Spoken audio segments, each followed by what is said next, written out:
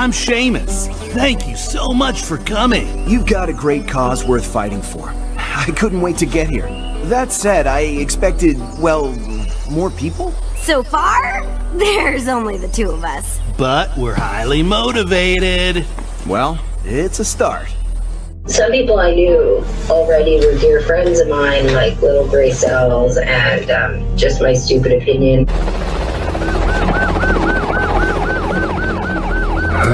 Lots of interesting things. This is absolutely abominable, and the RCMP are really in the shit here, and they know it.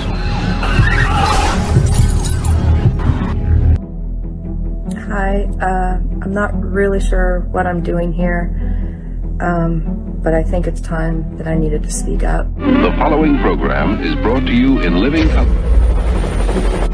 Something you watch on TV, horror movie, you shut it off a good bit. We can't shut this off. Every time we close our eyes, the horror movie turns on. So I know for myself, when I close my eyes to go try to go to bed, picture my parents being shot. Trying to piece together a story that seems so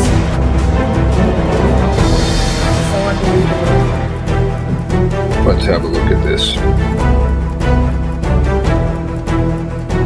I'm going to pause it periodically, and I'm going to try and not lose my shit because I was really angry. Really angry. I'm getting really pissed now. I'll preface this by saying I'm strongly urging all of the victims in this, the victims' families,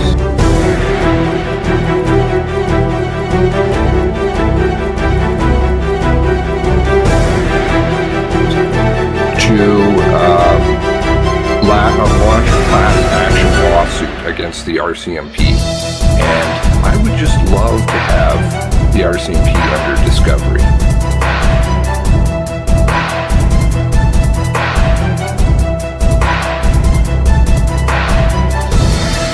I have a lot of questions, and I'm sure a lawyer would too.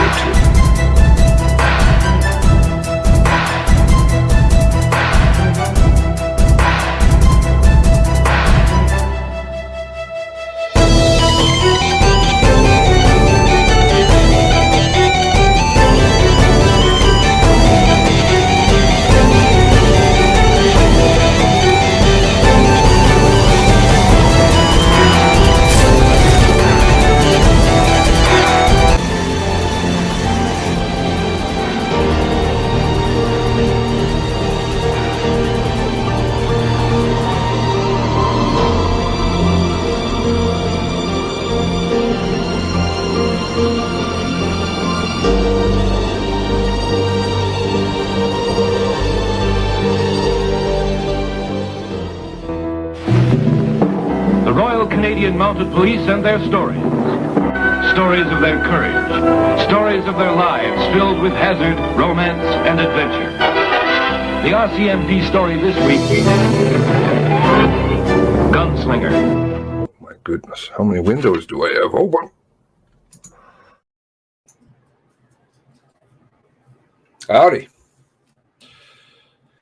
All right. So Brenda's back. For more. Let's have a look. Say hello to everybody first. We got Nikki Lewis in here. Yes. Officers aren't going to be, they want to keep the brass out.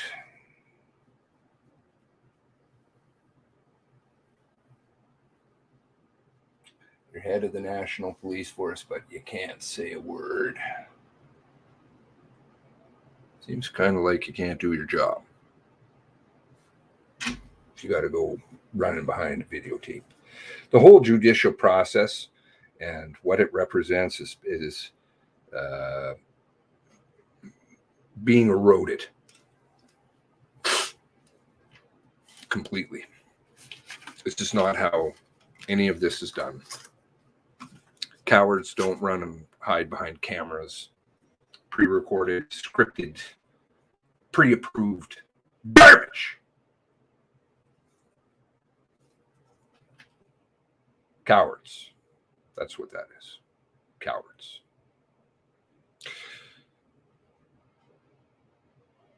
Linda McDonald, hello. Salt Airy, howdy. Oh, this is salty air. Salt Airy. Are you offended if I say salty air? I don't know.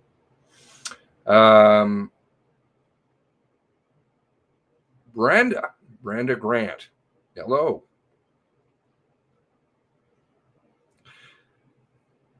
Johnny, howdy.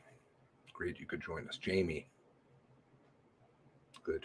I like to see family around. We're fighting a very uphill battle here. I think I was using the analogy of David and Goliath. Somebody is definitely a Goliath. TikTok, howdy again. Sad mafioso. Craig, if you guys don't mind sharing, I'd appreciate it. I'm going to grab a coffee. I'll be back in 1 second. What is this? Balls? We don't want that. Why is there an ad here? Why did they do this now? All right, well, pull that up first. I don't think we need the audio, but fair enough. I don't know why they want to put this grumpy balls on here. Give me 1 moment. I'll just grab a coffee.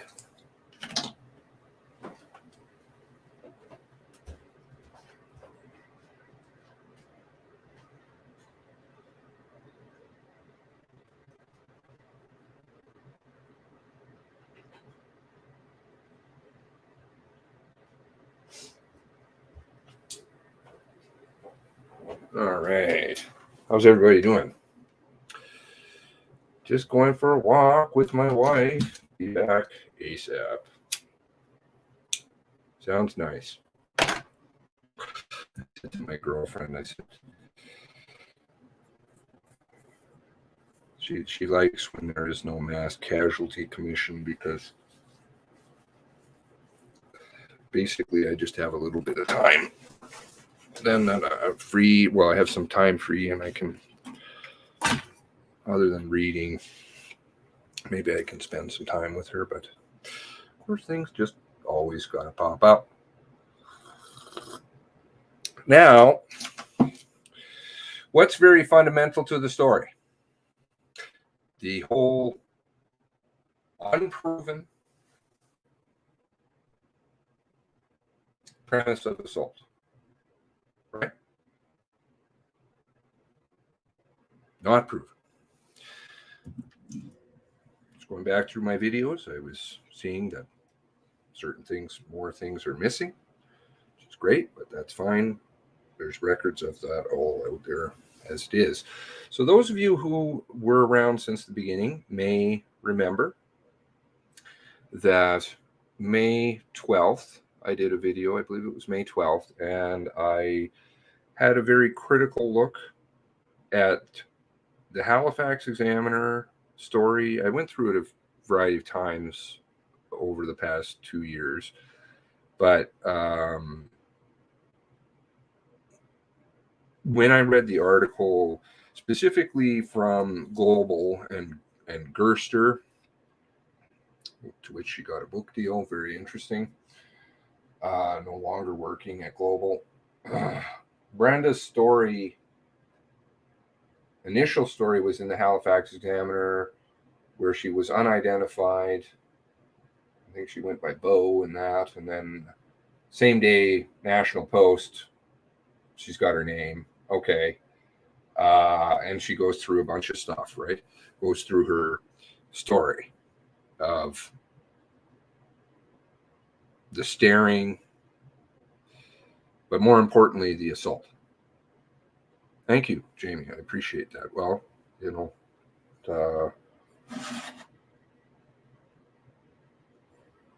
I don't know what to say. Family. Gotta help if I can. And clearly, this problem is far bigger, than just the 23. Even though 23 is where we started and 23 is the main focus, we got a really serious problem with our institution. Very, very serious. Now, so the whole pretense of a lot of stuff, and May 12th was, I think, also the first day of the warrants. Was that right? He always dropped things at interesting times. Timing is very important. So Brenda's big one in that was that the way it was written, maybe I should go back and read it.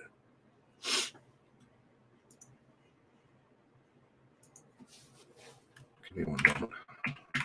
And I don't mean to be a Peter repeater, but it is important. Wording is always important.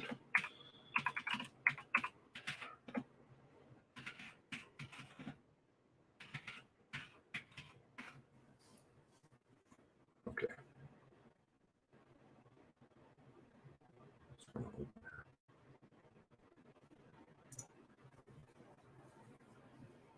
So this was the very first article. Tim Bousquet's publication. He was a psychopath. Former resident of Portapique says she called RCMP, tell them that the future gunman assaulted her by his domestic partner, and he had illegal weapons. The police took no action. The son of a bitch is dead. That was the first thing Beau thought of when she heard on April 19th, RCMP had killed a man who had gone on a murderous rampage across Nova Scotia, leaving 23 dead. Murder spree started in the village of Portapique, Minas Basin, where Beau once lived. Beau now lives in Western Canada. Okay, she granted a telephone interview with Halifax Examiner, asked that we only identify her by her nickname. Okay, and like I said, if you go, you can find the National Post article. I think it's just the same day, and she has no problem with her name. And again, the warrants being released on the exact same day. Very convenient, of course. No coincidences. No coincidences. In part, she still fears for her safety. We've confirmed her identity and other details association with Portapique. We are identifying the gunman as GW. Plausible deniability, except in quotes where Beau identifies him by name. Beau said that after she met her husband, and her husband met Gabriel Wortman in Portapique, they concluded that he was, in their estimation, psychopath. Okay. When I first saw that, I'm like, well, I just asked questions in the legal sense. I'm like, well, qualifications, 0. Okay, and it was because Gabriel Wortman and her husband eventually decided to sell their beautiful home in Portapique and move to Halifax. But even there, she didn't feel safe. I knew he was looking for me, she said.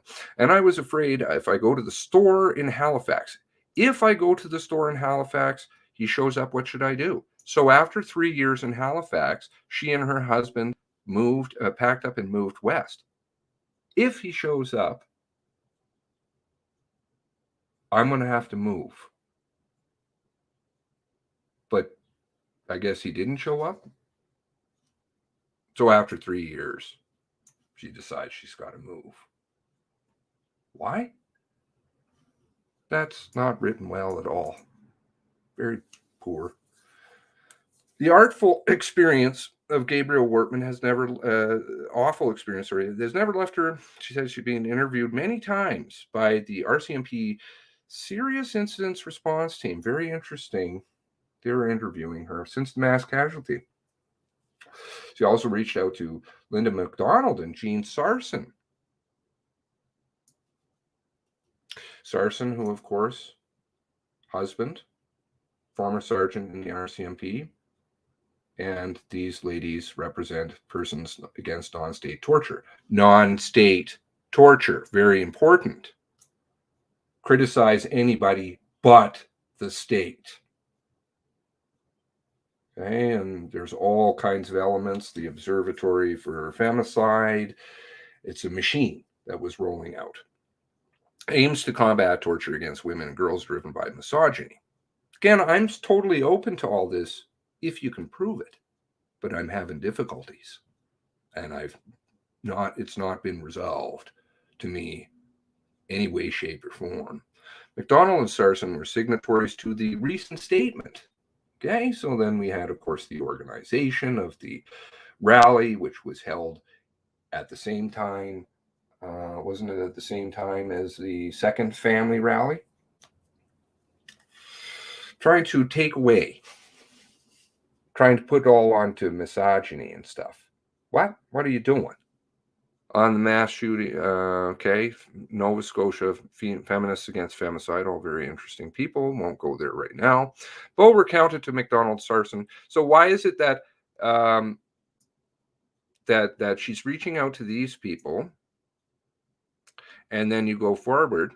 After Bo spoke with them, McDonald asked if she could share her story with the Halifax Examiner. Well, that's kind of strange, isn't it?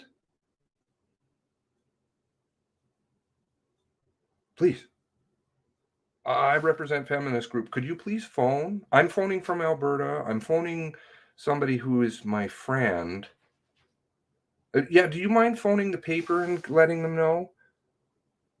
Yes, I won't use my last name, but in the national press I will on the same day that the warrants are dropping.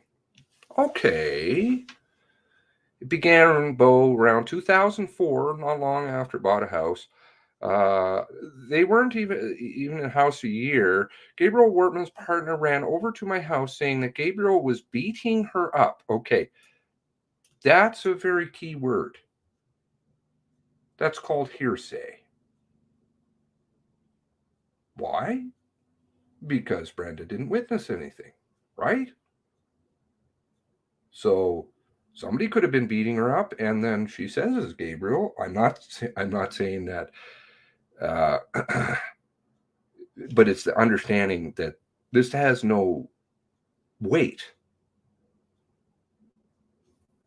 Gabriel was beating her up and she was scared. She wanted to hide somewhere because he had blocked her car with his truck so she couldn't get out, but she managed to get away from the house.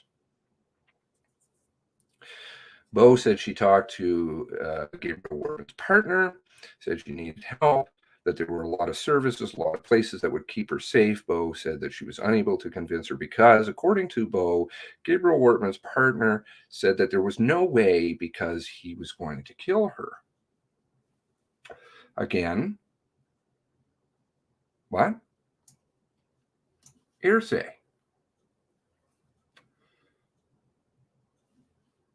Unless you have her testifying to this conversation, both of them, publicly, it's hearsay. Bo told the Examiner after she told some people Gabriel Wortman they had trouble convincing everyone. Trouble convincing everyone. This was a very strong thing. In the Gerster article, I can't remember how many times I counted in that article about believe me, I'm not lying, over and over and over. If you tell the truth, you never have to worry about saying a thing like that. Was anybody accusing you of lying in the article? I don't think so.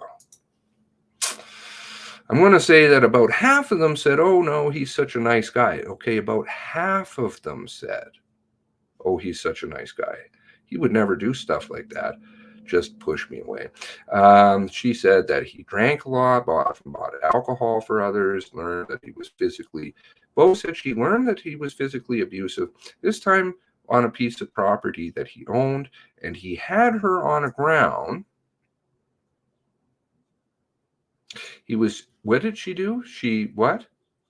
Learned. Okay, interesting. He had her on the ground, choking her, telling everybody around, just screaming her stuff. It was bad, bad, bad. Okay. Bo said the assault had been witnessed by one of Gabriel Wortman's relatives. Who witnessed it? Did Bo witness it? Again, if I'm being repetitive, I apologize. It's very important. Did Bo witness it? No. One of Gabriel Wortman's relatives did, who is a good friend of hers, lived at Port Pick and now long-term care facility following a stroke. I wonder if this has been revised. I believe that this may have been revised because I don't think that was in there.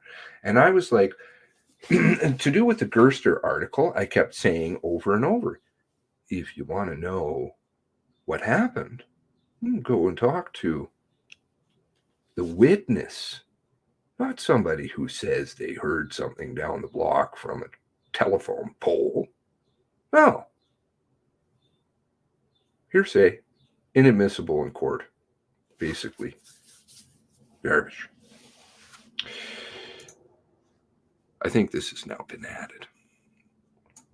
Two other men also watched it happen. When the relative told her about the incident, Bo called the RCMP. Responding officers asked if any of the three men were willing to testify to the assault. Bo didn't know.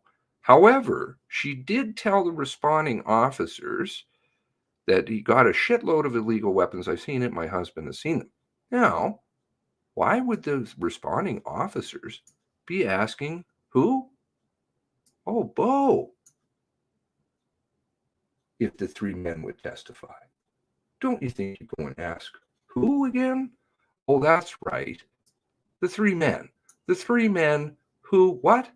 Oh, witnessed it. Not the person who said that they heard. This is not the way this police business is done. No way, shape, or form.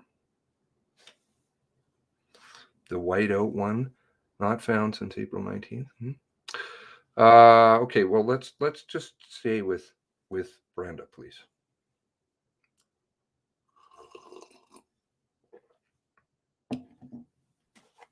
Okay, and then she goes into the FAC, and they knew Gabriel Wortman's were not legal. This is all very interesting too, but I'm not going to get into that.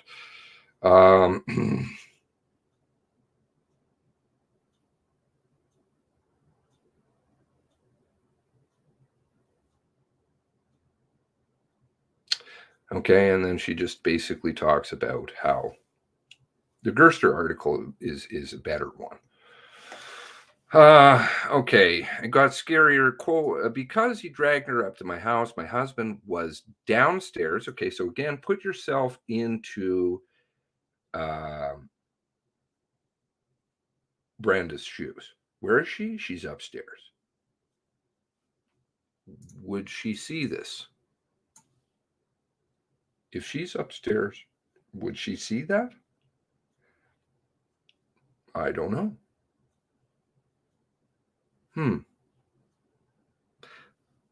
He pounded on the door. My husband opens it, and Gabriel starts screaming.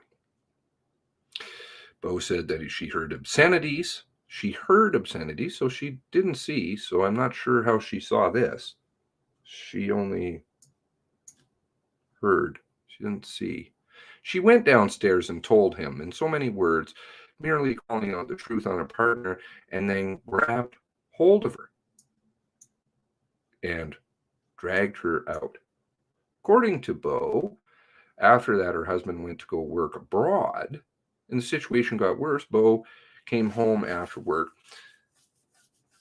She would park her car and go inside. She would park her car and go inside. And I noticed him coming up the road. He stopped his vehicle in front of my house. He got out of the vehicle. He stood there and stared at my house for a good half hour, scaring the shit out of me. This happened for about 4 days in a row.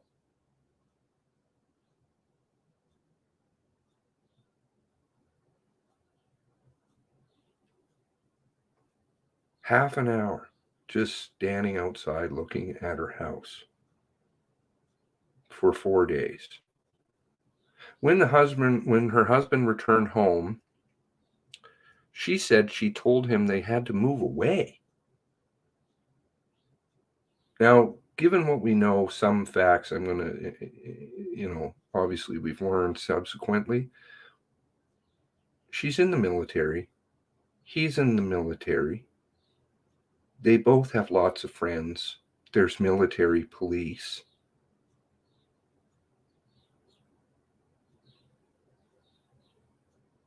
You are trained with live ammunition.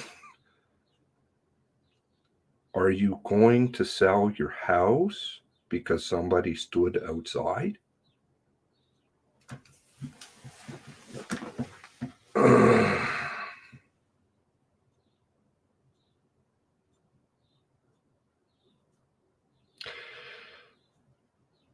Bo has profound concern about the well-being of Gabriel Wortman's partner, believes that they should be the hell that she lived through. The hell that she lived through, which she was, what? Told by somebody else who says that they saw something. Okay. For a female to be assaulted constantly and controlled constantly. I haven't heard constant. I've heard hearsay of one incident. Gun control and red flags. Oh, the red. And then we've got, of course, banning guns and Bill Blair and all kinds of other balls. Now, let's go to her current article. I should read the Gerster one because it is very good. And not only that, let's watch the video. Let's see.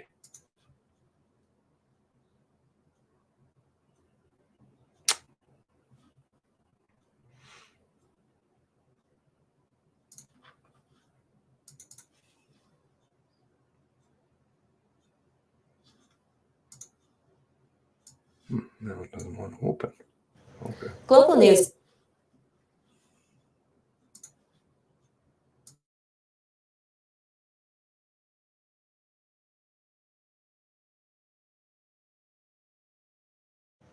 Global News has uncovered disturbing details about the man who killed 22 people last month in Nova Scotia. A former neighbor, Brenda Forbes, claims she moved away from Portapique after the gunman started stalking her. And she says she tried in vain to get authorities to investigate the killer's weapons and evidence that he was abusing his common-law partner. Ross Lord reports. When a gunman murdered 22 people in Nova Scotia before police killed him, Brenda Forbes felt a different anguish than most. I thought to myself, nobody listened to me. Everybody protected him. Forbes says years earlier, she reported Gabriel Wortman's growing weapons collection and evidence he emotionally and physically abused his common-law partner. She come over crying, saying that Gabriel was beating her up and wouldn't let her leave. Forbes says in 2013, 3 men saw the gunman choking that same partner. One of the witnesses, the gunman's uncle, Glenn Wortman, has confirmed that assault to Global News. And I called the RCMP and I told them what happened. She says she went to the gunman's uncle, Glenn, to see if he'd give a statement to police. He said, no way, because Gabriel's already told me that he's killed somebody in the United States. He'll kill me if I say anything. The Mounties have said they're investigating one American angle, how the gunman acquired some of his illegal weapons from the U.S. Asked if they're investigating any connection to possible murders there, a spokesperson says members are investigating every possible investigative avenue. But the RCMP says its files contain no record of any complaint from Forbes. She says she met with an RCMP investigator this week. And he says, just to let you know, your story is totally believable. Believable. So we've already got at least twice in there. Not believable. Believable, believable, not believable. Not sure about the honesty thing again. Was anybody questioning it? Not good enough at the time, as the professional denturist acquired illegal weapons and decommissioned RCMP vehicles like the one police say he used to deceive unsuspecting victims before he killed them. He had white privilege. He had power.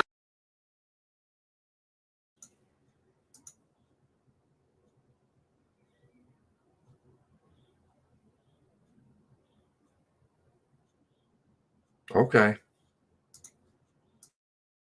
Power in that he had money.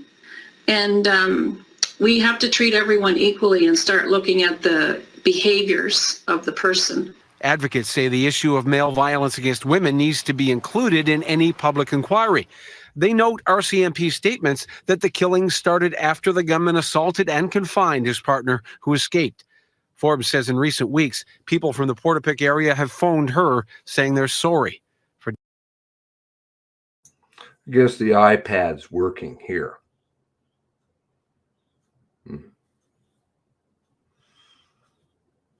People are phoning saying sorry now. Downplaying her courageous efforts. Ross Lord, Global News, Halifax. Okay, let's go to the Gerster article.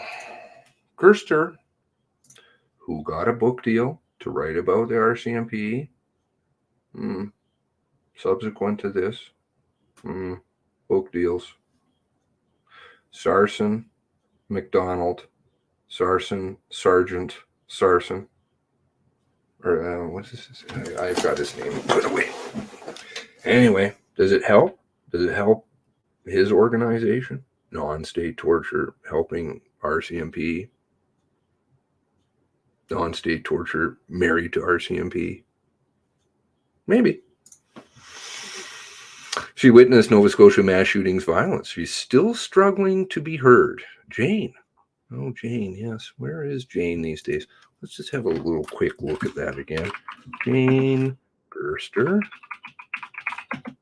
Book. RCMP. Oh, yes. When was this? Oh, July 30th. Has worked for national features, reporters with Global News, published critical story of the RCMP.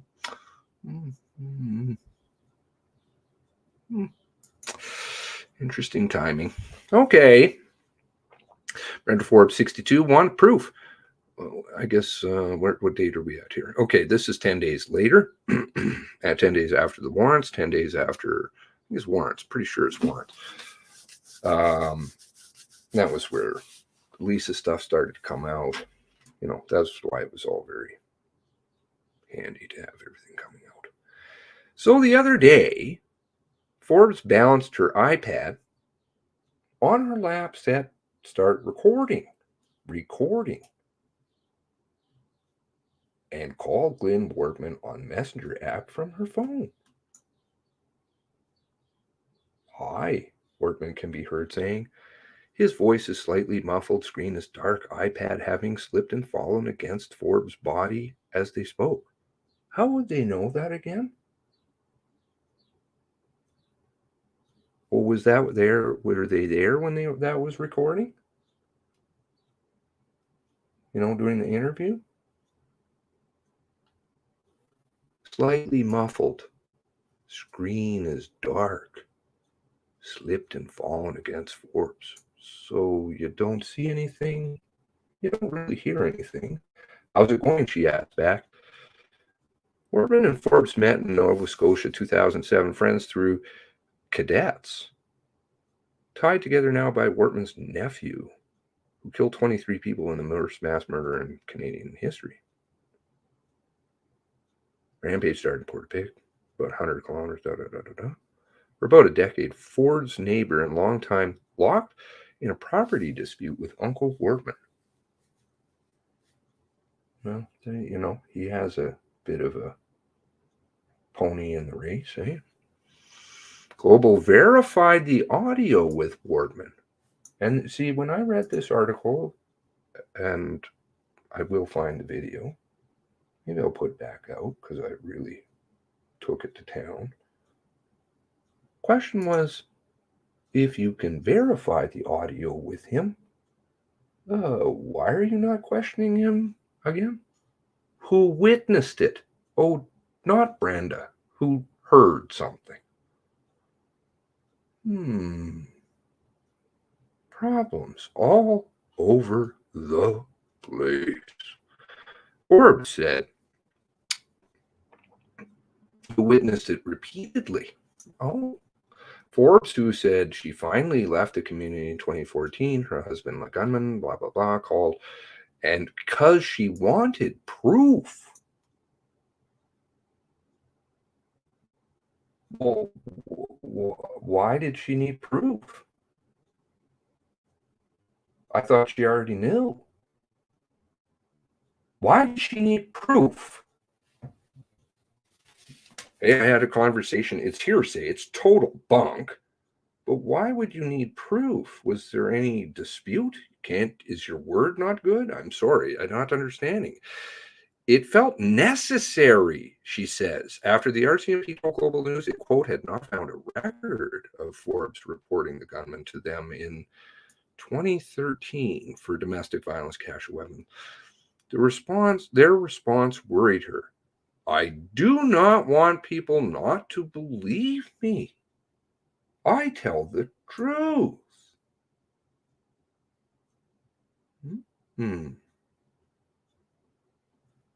Well, I didn't know that there was a problem. If I had never read anything before, I would just be like, well, I'm going to trust that this person's telling the truth. No. But you're going to start telling me you are. Now I'm just going to start asking. Forbes worried about finding herself, worried about future tense, finding herself in a scenario where nobody else spoke up about the gunman's history, and then finding that they turned their back on her somehow. She imagined, future tense, worried about people saying, you're lying. Ooh. Strong, yes. I counted it in the video.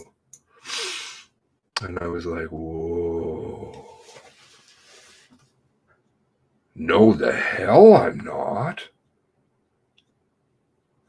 Defensive, she says. Then almost immediately she apologizes for the swear word.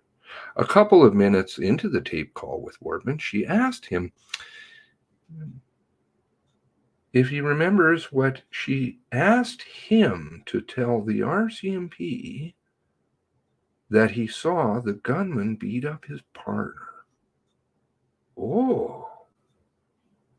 A couple of minutes into the taped call, why doesn't Global just talk to him? She asked him if he remembers when she asked him to tell the RCMP. Oh. I should have, Wortman said. And then a few moments later, he would have killed me if I still lived there.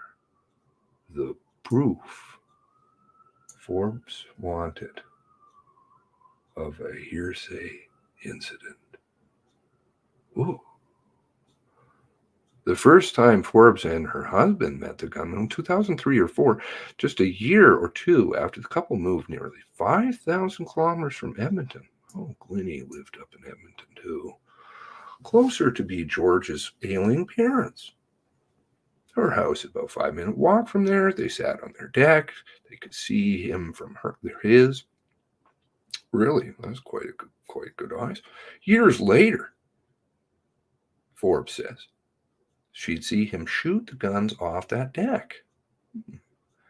The gunman recognized, she'd see them. Okay. The gunman both recognized Forbes and her husband in the military, she says. Invited them over. Showed them weapons. Rifles and pistols. Gunman asked the new neighbors if they could help him get certain types of weapons, or even a few live rounds. Both me and my husband looked at each other and went, no, Gabriel, that's illegal, Forbes recounted. The alarm bells in her brain were blaring. Well, he just met them and he's like, hey, come on over, look at my illegal guns. You're in the military.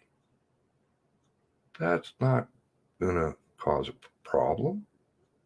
No. Logic, very flawed. RCMP did not answer specific questions about the gunman's weapons collection in the early 2000s. However, Corporal Jennifer Clark did send said via email, any complaints that do not result in charges are protected under the Privacy Act. Forbes remembers being introduced to the partner around that time, but it wasn't a year or so later that the partner, who hit a year or so later, same woman who hid overnight in the woods, 18th, crying to Forbes' house, saying the gunman had beaten her and wouldn't let her leave, blocking her car in the driveway with his truck. Was it the silver one or the black one back then? Who knows? Forbes remembers her telling her she needed help, that there were organizations that would keep her safe, and the woman said, "He'll find me." The woman went home, says Forbes. After that, they saw each other, mostly passing in community gatherings. It felt like any time the partner started having fun, the gunman would drag her away from us, she says. Forbes says, at the time, she felt dismissed by her neighbors when she raised concerns. Well, here comes that honesty thing again. "Oh, no," she says. They told her, "He's a nice guy." The myth of the nice guys commits assault is pervasive. Even still, Chanel Miller, woman whose victim impact statement in the sexual assault trial, Brock, you see now how they sew in the other stuff. They are going into using real assault. I'm not saying I should be very careful, but, stuff that's very proven. And of course, what is this? A very hot button issue for most people because, frankly, men and women don't like to see men beating women. So, latch on factor, it's here. Believable factor, it increases it. During the trial, psychological warfare. During the trial, forced to pick, okay, blah, blah, blah. We'll just skip past that here. So there's Brenda with the working iPad, which, of course, they couldn't show the recording of. If they heard the recording, but then they went later and verified it, so they actually did speak to him. And I kept raising these questions, and eventually, well, and I'm like, this doesn't make any sense, man. Really doesn't make any sense. Oh, you guys remember this? Those of you who were around? Oh, well, he has stage 4 dementia.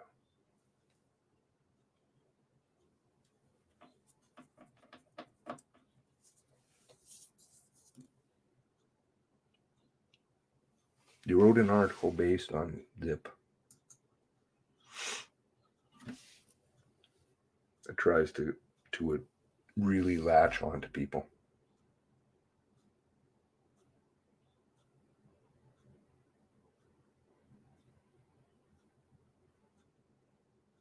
No way he's killed somebody in the U.S. He'd say anything. He'd kill me if I'd say anything. In response to the allegation the gunman killed before, RCMP told Global News it's looking into every possible investigative angle. She reiterated the force has received no complaint from Forbes. No complaint. Stage 4. Hearsay. Okay.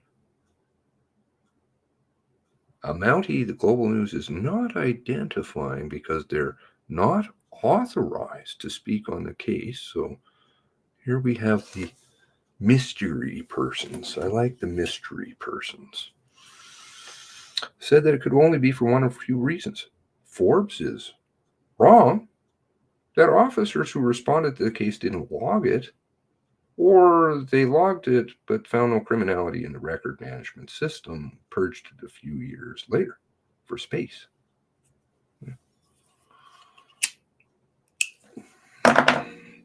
Any complaint made to RCMP, late protected under Privacy Act, Sometime after 2013, she said she saw women who weren't supposed to, who were not the gunman's partner, coming in and out of the house for a while. Mentioned it to Wortman. She says she saw. She said she saw.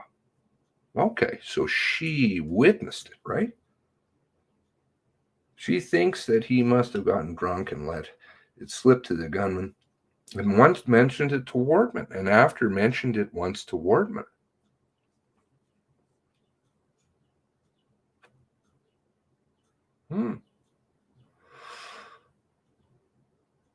Okay, so tells Glenn.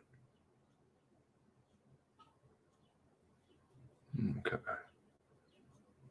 Now let's go over to her statement. Let's go to some statements. There's all kinds of interesting stuff here, and I'm going to forget a lot of it. Okay. Let's start with, hopefully you guys can read this. This is comm number 4004.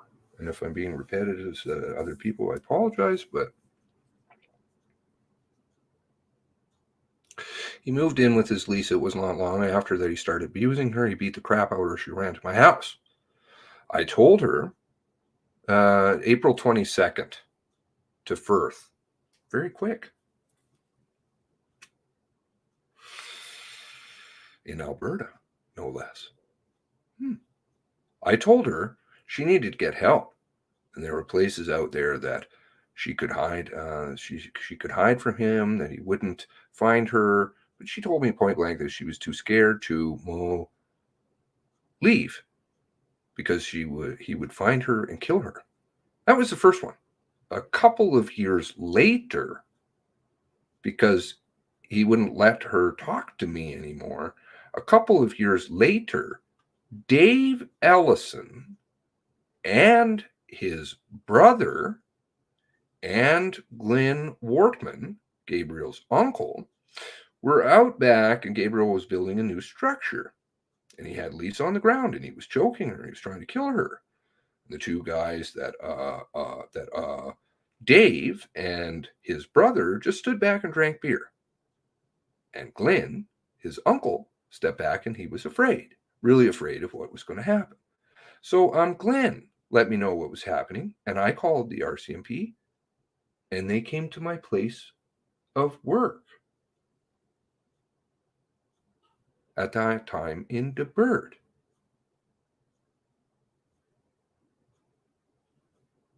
And again, they go into the confirm business. They ask her to talk to them and say, hey, would you talk to the RCMP? Well, couldn't they just ask? Couldn't they? The important stuff here is Dave Ellison and his brother and stage 4 Glenn, right? Okay, now let's go to Dave Ellison. This is April 22nd, right? Dave Ellison statement. Dave Ellison, let's try, I don't know, assault. Okay, let's try Lynn. And okay, so in here there's no mention. This is what date again? The 20th, 2 days prior. Dave Ellison doesn't seem to mention about the assault. He does say things like he seemed to be a pretty good guy, he's kind of nice, they have some laughs and chuckles. Okay, well, that's kind of, unless I'm misreading it, that's kind of a big part to miss out on, wouldn't you think? So, all right, Dave. Dave's brother is who? Richard, right? All right, let's go over to Richard Ellison, right? Corporal Parsons. When was this interview done? 2/28. Let's go back there. This was done April 19th, the day before, right? Okay.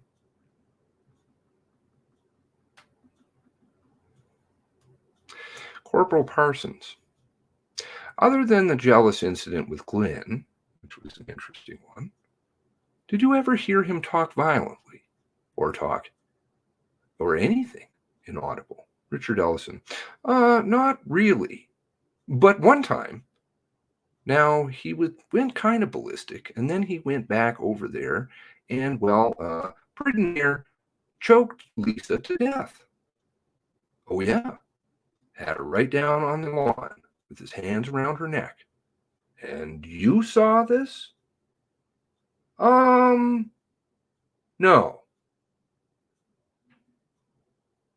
My brother, that would be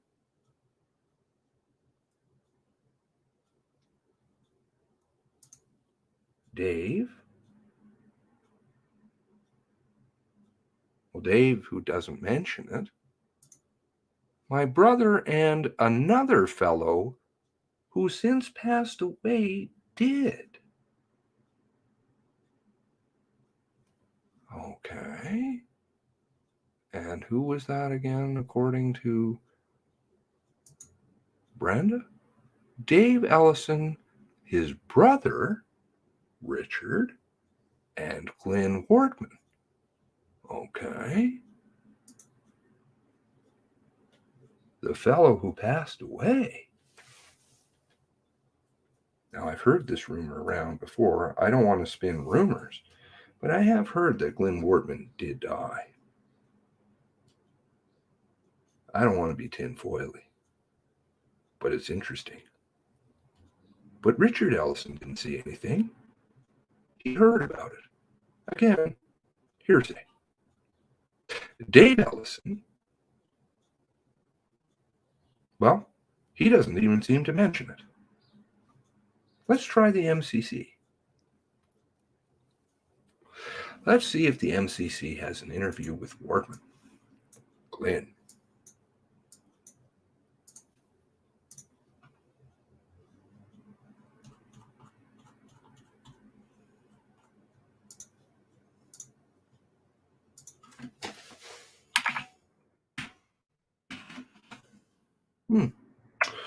Okay, let's try Glenn. I don't know, maybe there's a spelling problem. No spelling problem. So they didn't interview the one person who did see something.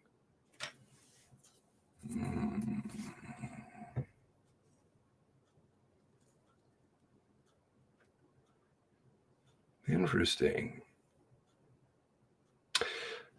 Okay. Let's go to, so basically what you have still is a big fat goose egg is what you have, because Brenda didn't see anything. Richard didn't see anything. Dave, who did, Richard speaks of it, but he didn't see it. So that's hearsay. Dave doesn't even mention it. And according to Richard Ellison, well, Glenn's dead. That's a whole lot of zero. Uh-oh. All right. Let's go to the request for historic prose. When is this? January, February, March, April, May 13th. Seems rather an important thing. It's all over the place now, right? Oh, this is the day after the warrants were released.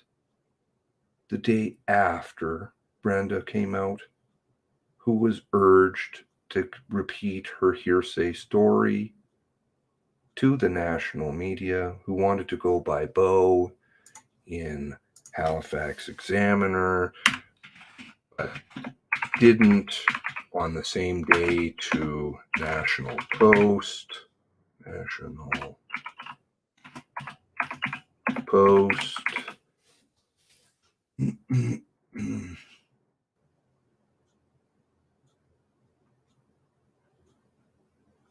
Where's that article?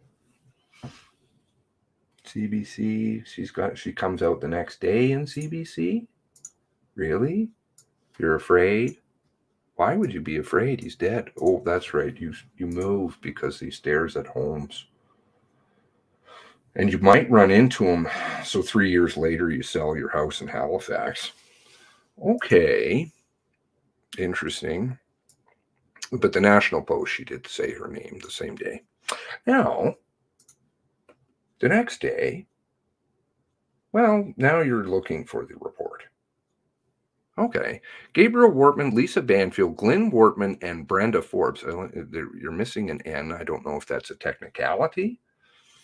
Could be. Perform no occurrence discussions. Any disturbance between Lisa Banfield and Gabriel Wortman was located. Okay, so this is Sean Stanton seeking it. Okay. Sean Stanton touched base with Michelle McKinnon, RCMP H Division, ORMS, performing extensive queries that Basic Pros users may not have correct privileges. Okay. Correct privileges. So he ships off an email. Constable Stanton received the following email the next day. Yes, the next day. From McKinnon, H Division ORMS, sought pros occurrence. Good morning, Sean. I have confirmed that there are no restricted files. 2013 to 2014.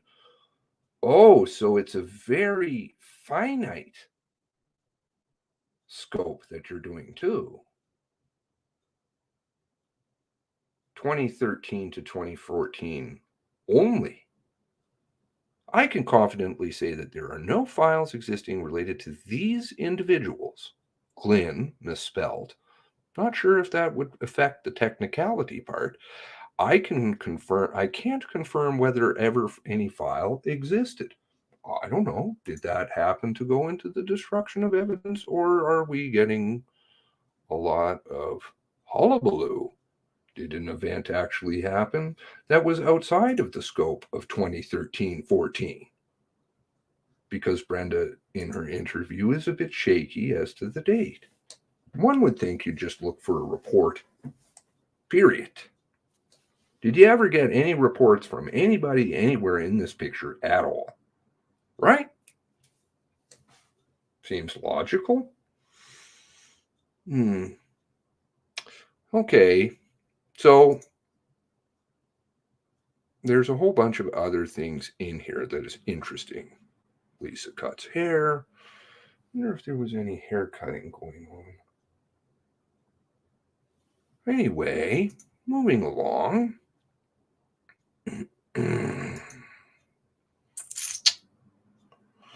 You have George, who is in the military, his wife. He doesn't stand up for him. I definitely heard about the hot tub parties they were all attending. Was there something else going on? Maybe, maybe not. Don't want to say that. But what I am saying is 0. That's what you have. Nothing. So you're still back to square one with Lisa. Now, who was somebody else that said something? You had John and Nancy Hudson, right? Initially, it started with their story, or their recounting to the media. started with, well, there were some signs that maybe something wasn't right. Maybe there's some jealousy there.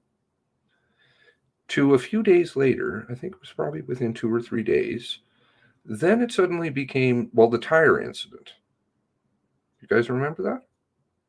The tire incident? Removal of the tires and throwing them in the party, and in the middle of the dark, he goes home and he rips tires off the car. He's drinking, ripping tires off the car, throwing them into the ditch. Definitely in my drinking days, that's the way I would spend my time. Really. And if I try and put myself into an extremely abusive person, frankly, I don't think I'm going to take the time to pull your tires off the car in the dark, like welding shop, fixeroonies, ripping apart steering wheels in the dark. I'm probably not going to do that. I probably, if I was such a person that was reprehensible like that, to abuse a woman, I could picture myself maybe stabbing a tire and being like, I'm getting back to my party. I'm probably not going to jack up a car in the dark and rip tires off and lug them around while all my friends are having a party. Probably not. The same story also appears in The Carpenter. He talks about it. I believe the niece of Lisa also talks about it. That was a shower. She was in the shower, no party. And the tires, well, they didn't go into the ditch. He pulled He-Man, and with his big retaining wall and such, he decided to wing the tires into the ocean. Maybe he was just into multiple events of pulling tires off.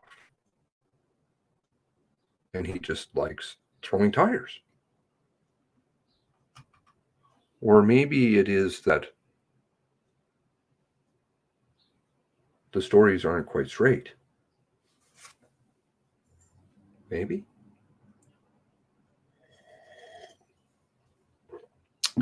So Hudson's story evolves. There's many evolving stories, I find. Either they're leaving the details out. So you've got evolving stories like Lori George. Remember that one? That one, initially it came out, Lori George, what was it? Oh, yes, they went down there and then got turned around because there was a lot of police. That was what came out the first few days. International. Guardian was one. Global did an interview with them. Of course, they never played that I can find. They did a video interview. That seems to be gone. Well, that changed in November. Then it was we went down there. I took some photos of house. Now the story for the time of Wortman leaving changed to 10:45. Remember that? That was one evolving one.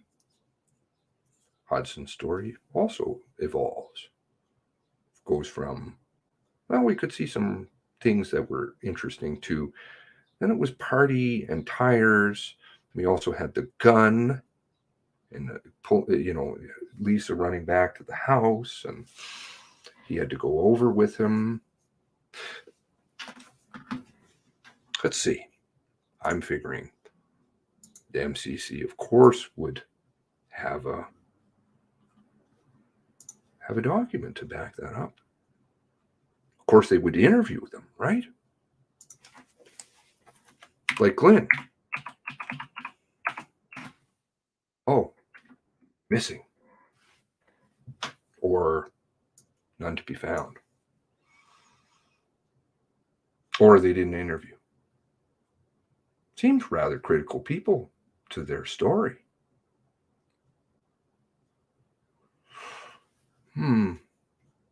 Remember Brenda and the LinkedIn page, which then after I talked about it, it got updated. And now no longer living in Nova Scotia. The new CBC article doesn't say where they live. The interview that they did doesn't say where they live. They blacked that out. Were they living? Still living in Nova Scotia?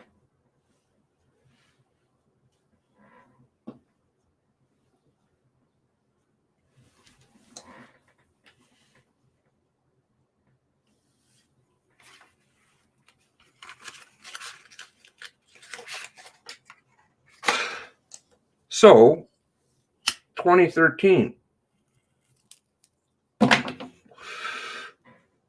That was another interesting element in Brenda's interview. Is it this one? Is it with Coca, or is it with, because Coca comes back and does an interview. Doesn't really elaborate on anything about that. Now,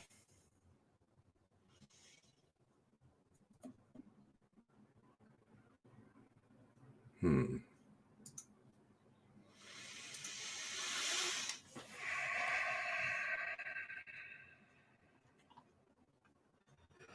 2013. Mr. Hudson said the party tire incident happened about 10 years before. That would make it about 2010, right? Okay.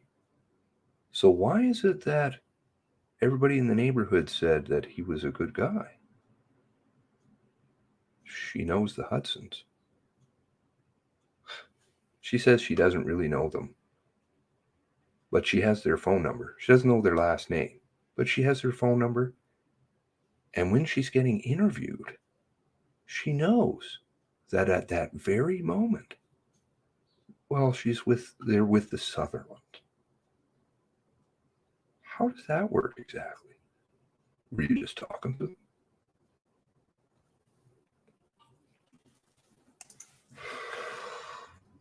Interesting.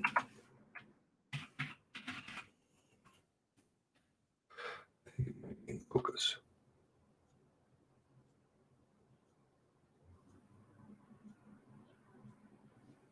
See? I told everybody, including Jill Sutherland and John and Nancy. That would be Hudson. I can't remember their names right off. I do have their phone number, and they've actually got Jill over with them right now. She knows that up in Camrose. Really? Interesting. And Gabe was up to inaudible. Everybody said, oh, no, he's such a nice guy. He's a nice guy? I thought the tire fire party incident happened 3 years prior, and John and Nancy were witnesses to this. That seems an awfully strange answer. Or is it kind of like, I don't know, Dave Ellison, who doesn't remember anything, doesn't even mention it. Strange. Sometimes it's because people are scared. Other times it's because they're getting plied by booze. Sometimes it's nothing at all. Which is it?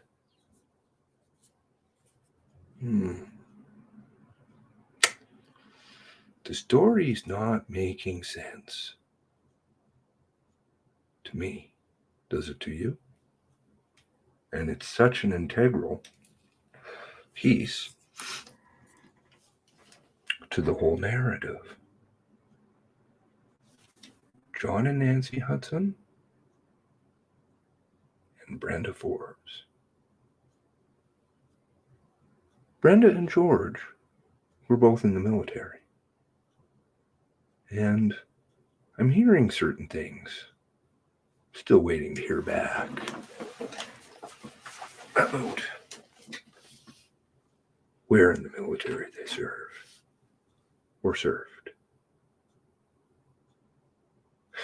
Glenn, of course, who's very good friends with Brenda.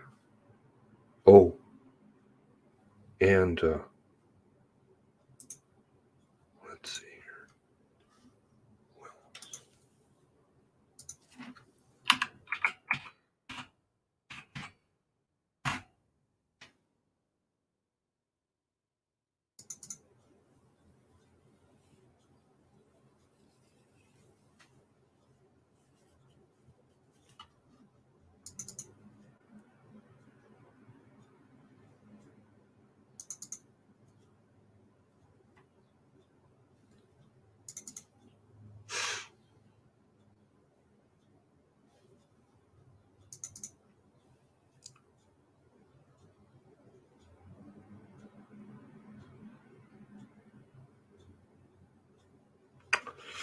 Where is it here?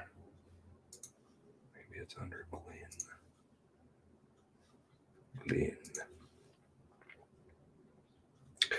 Oh, yes, of course. Well, we have Brenda. 1 degree separation from Richard Balin. Richard Balin, head of Covert Ops, Director General Covert Ops Canada, RCMP. Oh! Boom! Mutual friend, Andre Levesque, man of metals. You know.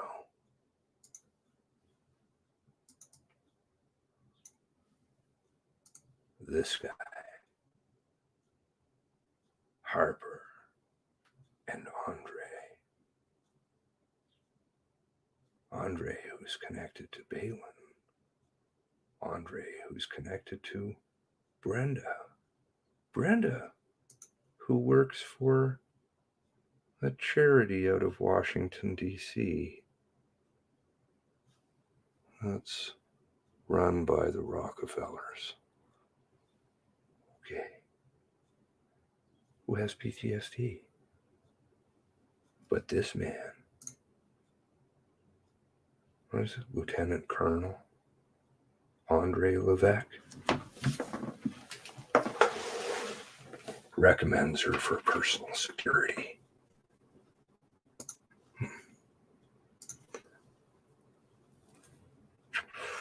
Okay.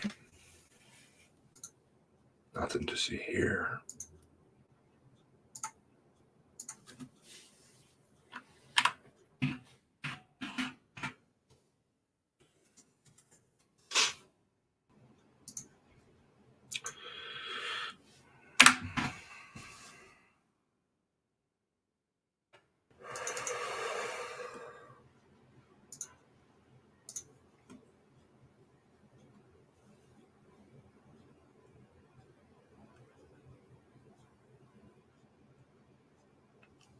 Pardon?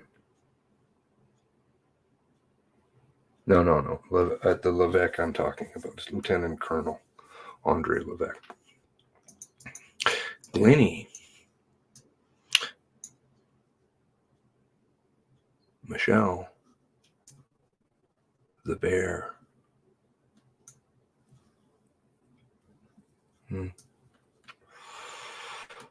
Let's see. Is this one of the ones that's edited? Gabe may have already tried last year. Anybody else hear about the Glenn being sick?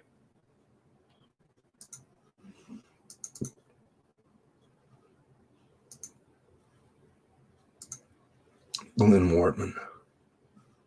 Robin Lee. She was stirring up quite a storm over on the Facebook pages, I remember early on. Lots of comments in the... Then I said, well, seems like you know everybody fairly well. Oh, well, that all disappeared. Robin Lee was married to Jeff Samuelson. Oh, what a strange puzzle we've got going on here.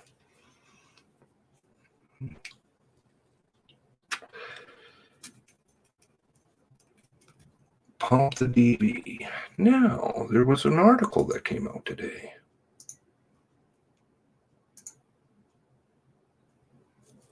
In addition to the... there were some interesting other little add-ons I noticed in there, but we won't touch those today. Banfield's Costco run required police intervention. Okay. Units from the Royal Canadian Mounted Police and Halifax Regional Police raced to a big box store last Sunday after Gabriel Wharton's common-law wife, Lisa Banfield, called them for help, according to a witness, unnamed, who was on the scene. Lisa, who was at Costco, Briars Lake, opening around 9:30, tells Frank something happened. ... And 9:50, cops were all over the place, parking lot, blocking the backside of the highway, entrances to the lot. I assume that they were there to, what? Extricate her. Oh, that's quite a cop term. Almost like the psychobabble over here. Anyway, I'm not sure. She was flying by with a cart. Flying. Okay, I'm just picturing the flying part. So fairly fast. You get a glimpse. All of a sudden, a ton of HRM cops are around in the parking lot. The RCMP confirms that it had a call May 8th, approximately 9 a.m. Oh, okay, now we back up.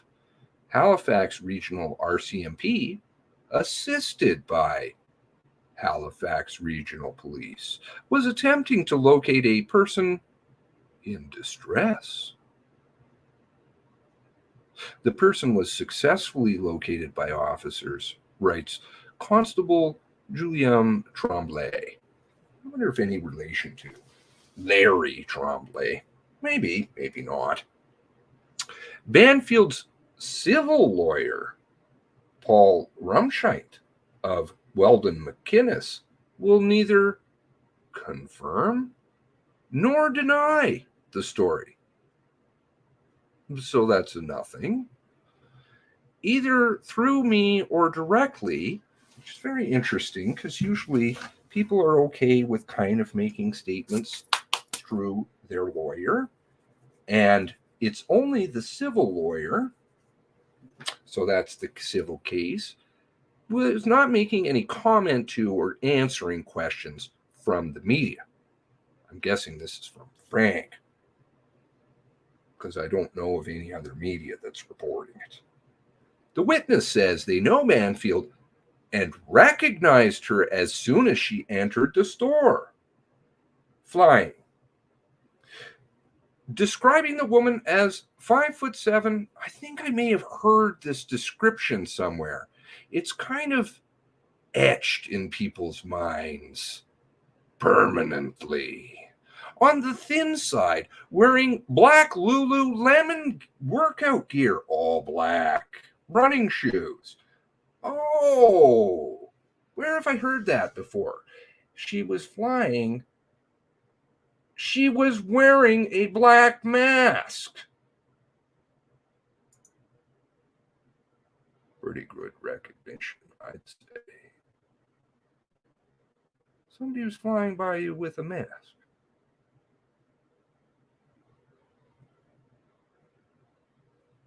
Unnamed.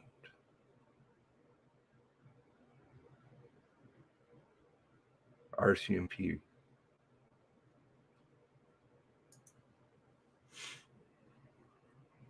It was her. The witness, unnamed, also noticed two people, a man and a woman, who may have followed the person, believed. The amount of doubt in here, a high level, to be Banfield, into the store, and who appeared, more doubt, to be tracking her up and down the aisles. I guess the person was following her also. I first noticed her walking past the rotisserie chicken. I thought she was flying. And noticed a few people a few feet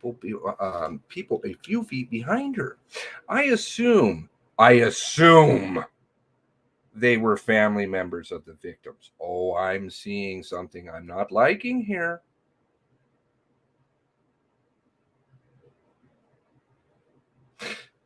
Where is Lisa left with now? Restorative justice. Is that correct? And she may have a private meeting with family members. Is that correct? May? I assume that they were with family members of the victims.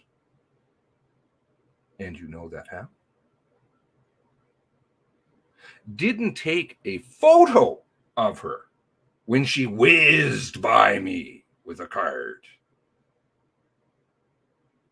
I thought she was walking. Now she's whizzing. With a mask. You could recognize her. With family members. I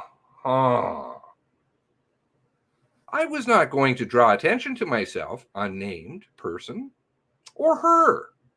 People following her around already. She was alone, not with her sisters. This sentence. Adds the witness, she looked distressed.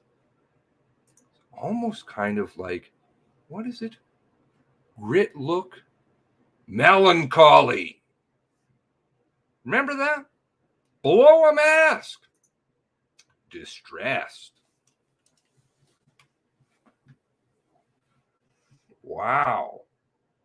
Strangely, just miraculous coincidence. Halifax police tells Frank it has no record of the incident.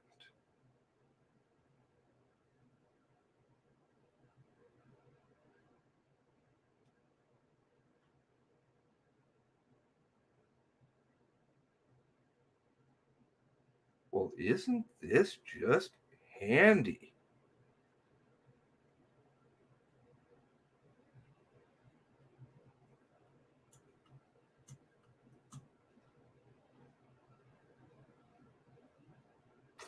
Trauma informed. Back at the Costco, our witness says they don't know what happened to Banfield. I guess she must have whizzed away beneath her mask and distressed look in black Lululemons. She left the store. Due to the long lineups at the cash register, they don't think she managed to check out, but I thought she was in distress. Why would she be checking out?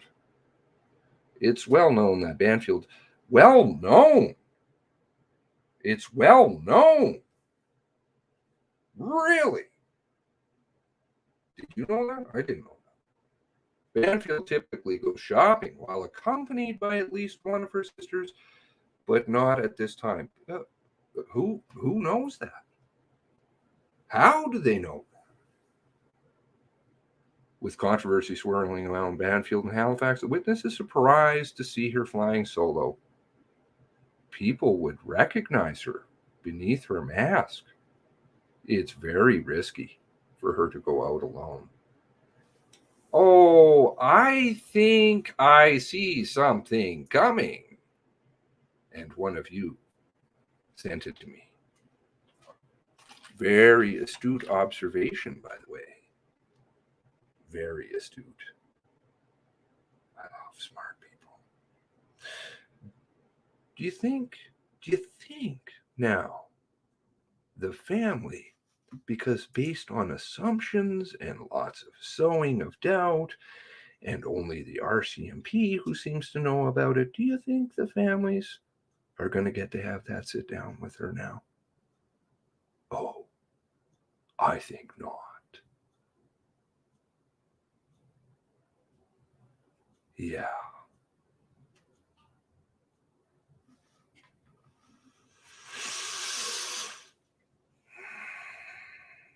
Whizzing, walking, parking lots, unnamed.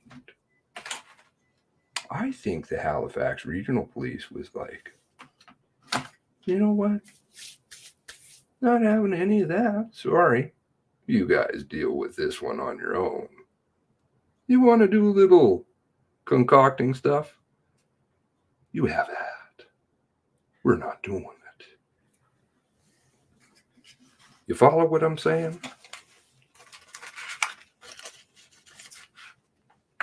Grit, melancholy, distressed beneath a mask.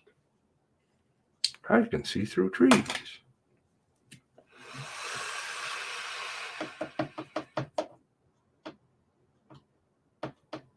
All right, let's have a look at some of your comments. You can tell me I'm off base. Noticing other people resurfacing, taking notes on all that too. It's kind of like the people who, oh, that's right. None of them who ever wanted to talk to me or Tara. Nobody ever. Funny that. Now, oh, the receipts will tell a tale one day. Afternoon. Rob, hello.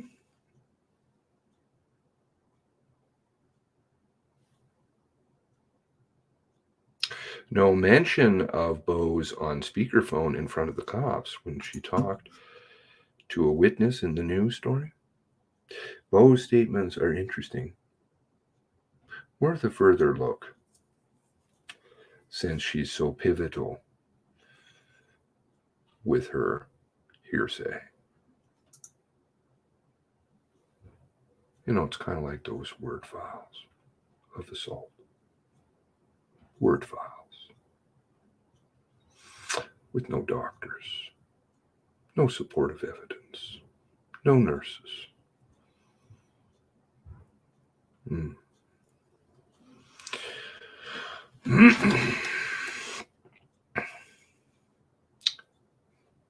Rumor has a lot of things, like unnamed witnesses. Unsubstantiated. I hear the chicken part of Costco. You can't really do any whizzing early in the morning at that particular Costco. Difficult. But I did check. Lucky is steering at Seamus's house right now. Steering? What are you talking about, Todd?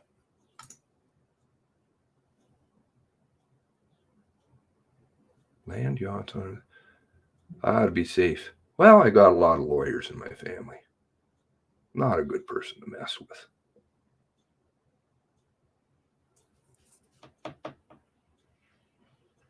I'll be okay. I always have been in the past. You know why? I got God on my side. And I got the truth. The quest for the truth. I don't have it yet, but I look for it. For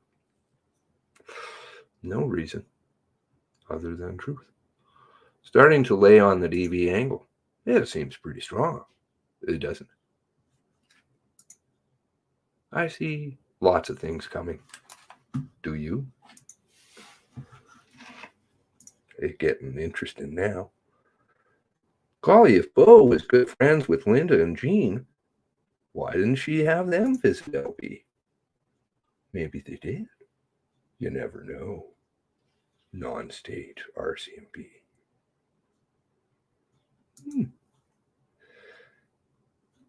Yes, she talked about white privilege. There's some really great interviews I have over the time with all of them. Very interesting. What was it? There's that one article that came out very early. Very early. They knew right away from minute one. It was a domestic violence situation. I'm like, how would you know that?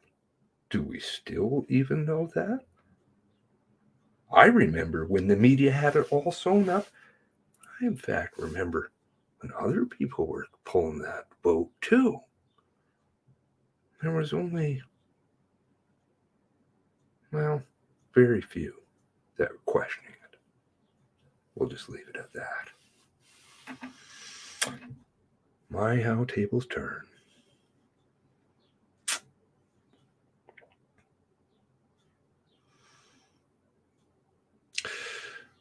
This is all shit. Most stuff isn't sticking. I'll leave that last part out. To many people.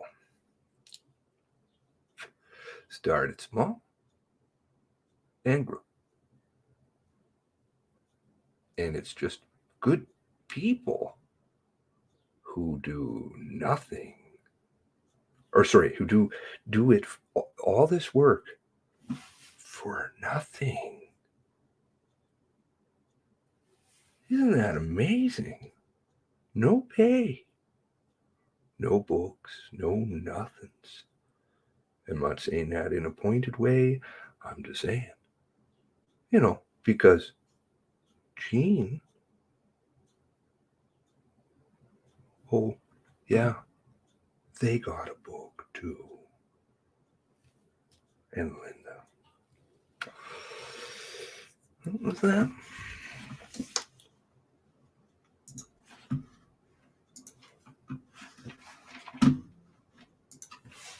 There was even a book.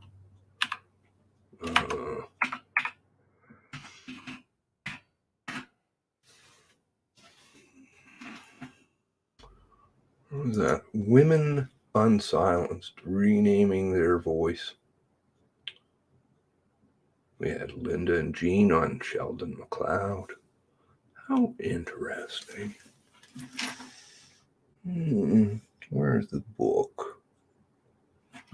No. We won't play those things. Receipts, I like to keep them. Book. McDonald. Jean. Sarson. RCMP. Jean. Women Unsilenced. We did a... Where's that?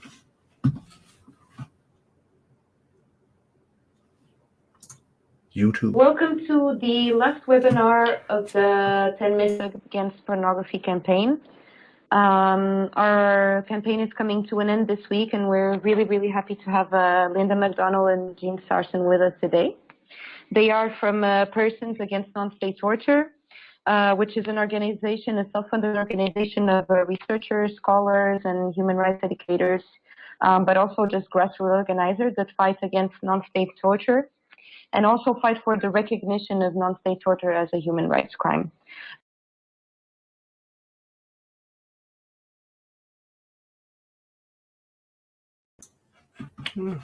Interesting. Women Unsilenced. Here it is here if you want to go and buy it.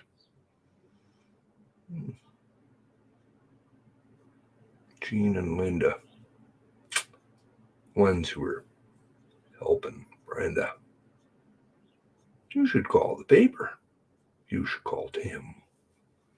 The same day of the warrants. How convenient.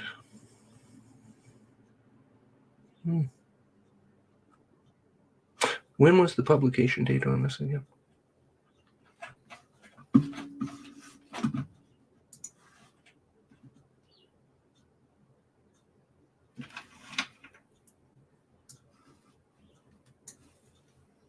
Kind of like Jane Gerster or others.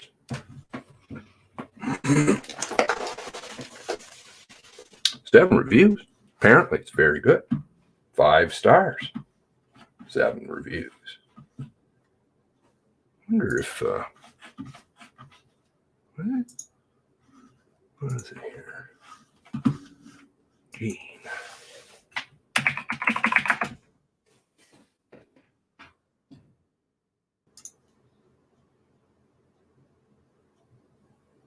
I forget her husband's name. Sergeant.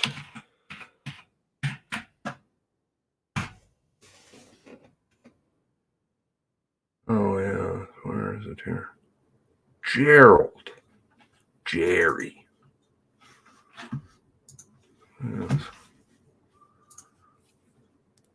Jerry Sarson.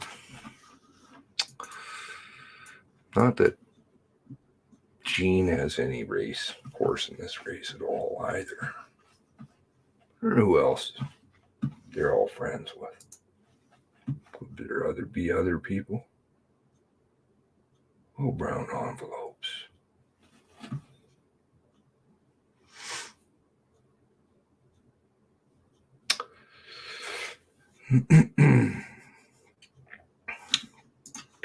When someone has to start with a statement like, trust me, believe me, I'm totally believable, you know that they're lying or misleading. Or they're not very confident in what they're saying. Did anybody know that Lisa cuts hair? Didn't know that one either. Hair cutting. Yeah. I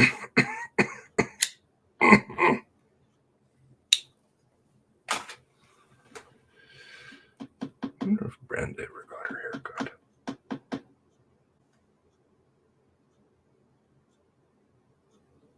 Ever trust somebody who insists upon it? Wink, wink. Leading, I would say. Sorry, I'm going back in your comments quite a bit further, but I like to try and make sure, I'm getting everything. So I'm not. I'm test the waters, number one. See if what I'm saying is making any sense. Number 2, if I'm getting things wrong. Because if I'm getting things wrong, then I need to be corrected. Just filler. My favorite is Brenda claims policing experience. Yes, that's a very good one. See, there's all these details, but I mean, I did so many videos on all that shit for so long. Policing experience, yes, on her LinkedIn. Very interesting, isn't it?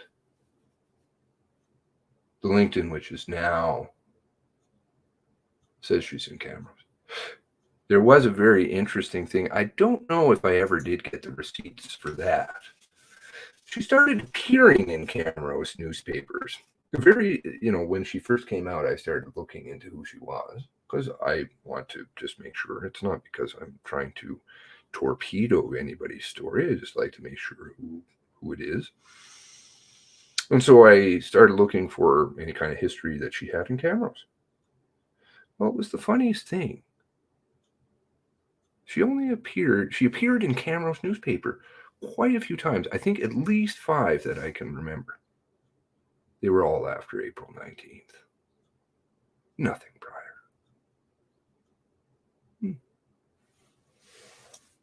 They disappeared, I think, by and large. I can try and see if I can do a dated search and see. Where are they at these days? Did they even leave? Oh no.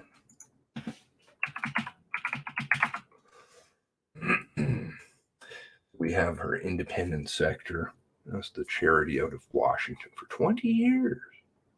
But somehow she's doing military work.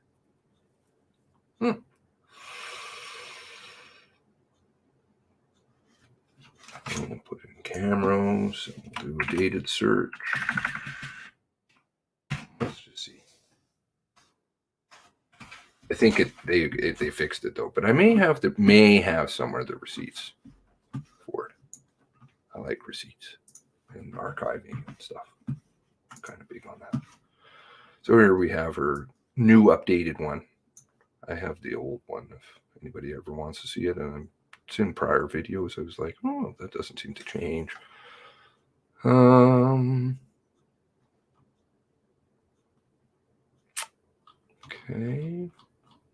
No records here. She was in that little paper there. And cameras. No, see, there's nothing now. I believe I mentioned it in earlier videos and then they went poof. Kind of sad. Oh well. I do remember. So the policing, yes, the policing thing, very. I don't know. So she got policing experience, military police experience. I don't think the RCMP would believe her. Who was it that interviewed her again?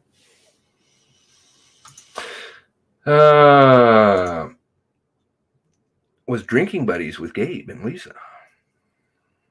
I think that was hot tub parties. Ad hominem on Glenn, just because he has dementia doesn't mean he's not reliable. No. I just wondered why they never spoke with him. It was only quite a bit later that 13 Hours in Global decided to do an interview with Glenn. Convenient. Someone who died. Is Glenn dead? Who knows? His family tree. Gabriel's family tree, which is a real mess.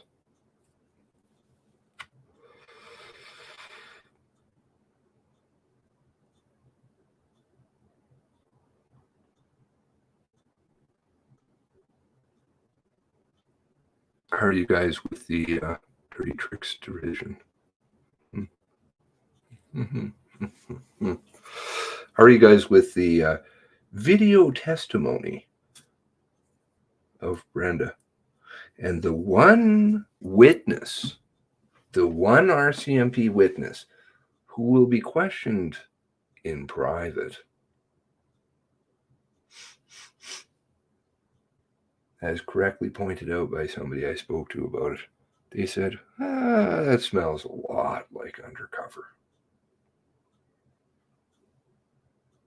Why is there an undercover again in this story? Pointer car? What was going down there that they're so terrified? What is it? Where is that banner?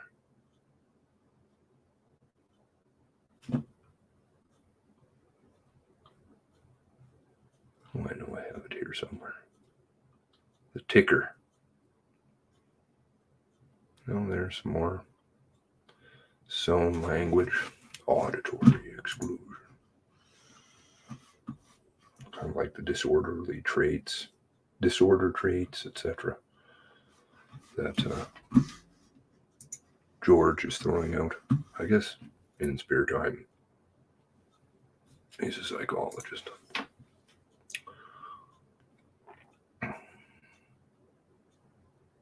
Flying and lying. Kind of like flying. Okay, well, I won't say that word. I do have a lot of respect for police. Good police, honest police. Especially the ones who like to tell the truth. I'm going to read the rest of that McNeil thing because I hear he's coming up. I hear he uses the words like, I will not lie. This dude is impressing me. How could they tell that she looked distressed if she was wearing a mask? Oh, it's like looking through trees and seeing melancholy faces. You know. Oh, which changes to grit. Because so many guys talk like that.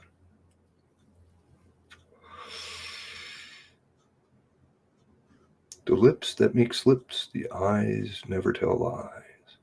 Crap, late again. Hello, Cheryl. Countryside. Hello. Crystal.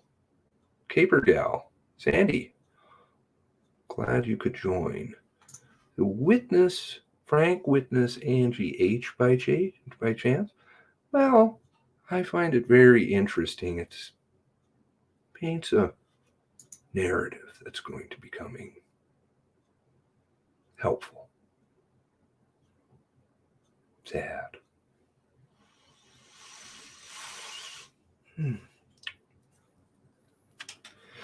Maybe that's why the media wanted to, I don't know, avoid it.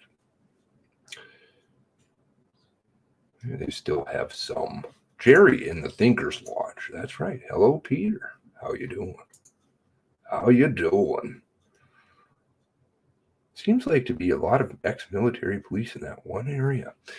Well, Orchard Beach Estates does seem to be a very, very extra special area, doesn't it? You know, that Portapique Beach Road, you can open that up right away. But that Orchard Beach Estates, let's get the commissioners down there and close it off. There are some interesting people down there. Other interesting folk, too. Perhaps their names will surface. I'm not so sure. Well, bikers, lots of people ride motorbikes. I don't know. Definitely a lot of government employees. Maybe some in places that are running and hiding now. I don't know. Strange story, that one from Frank. Well, it works well. Works real well. Julia, hello. She wasn't the only one. She wasn't the only one who fled. Richard Ellison ran. Ex-RCMP sold his house on a handshake and ran. Glenn.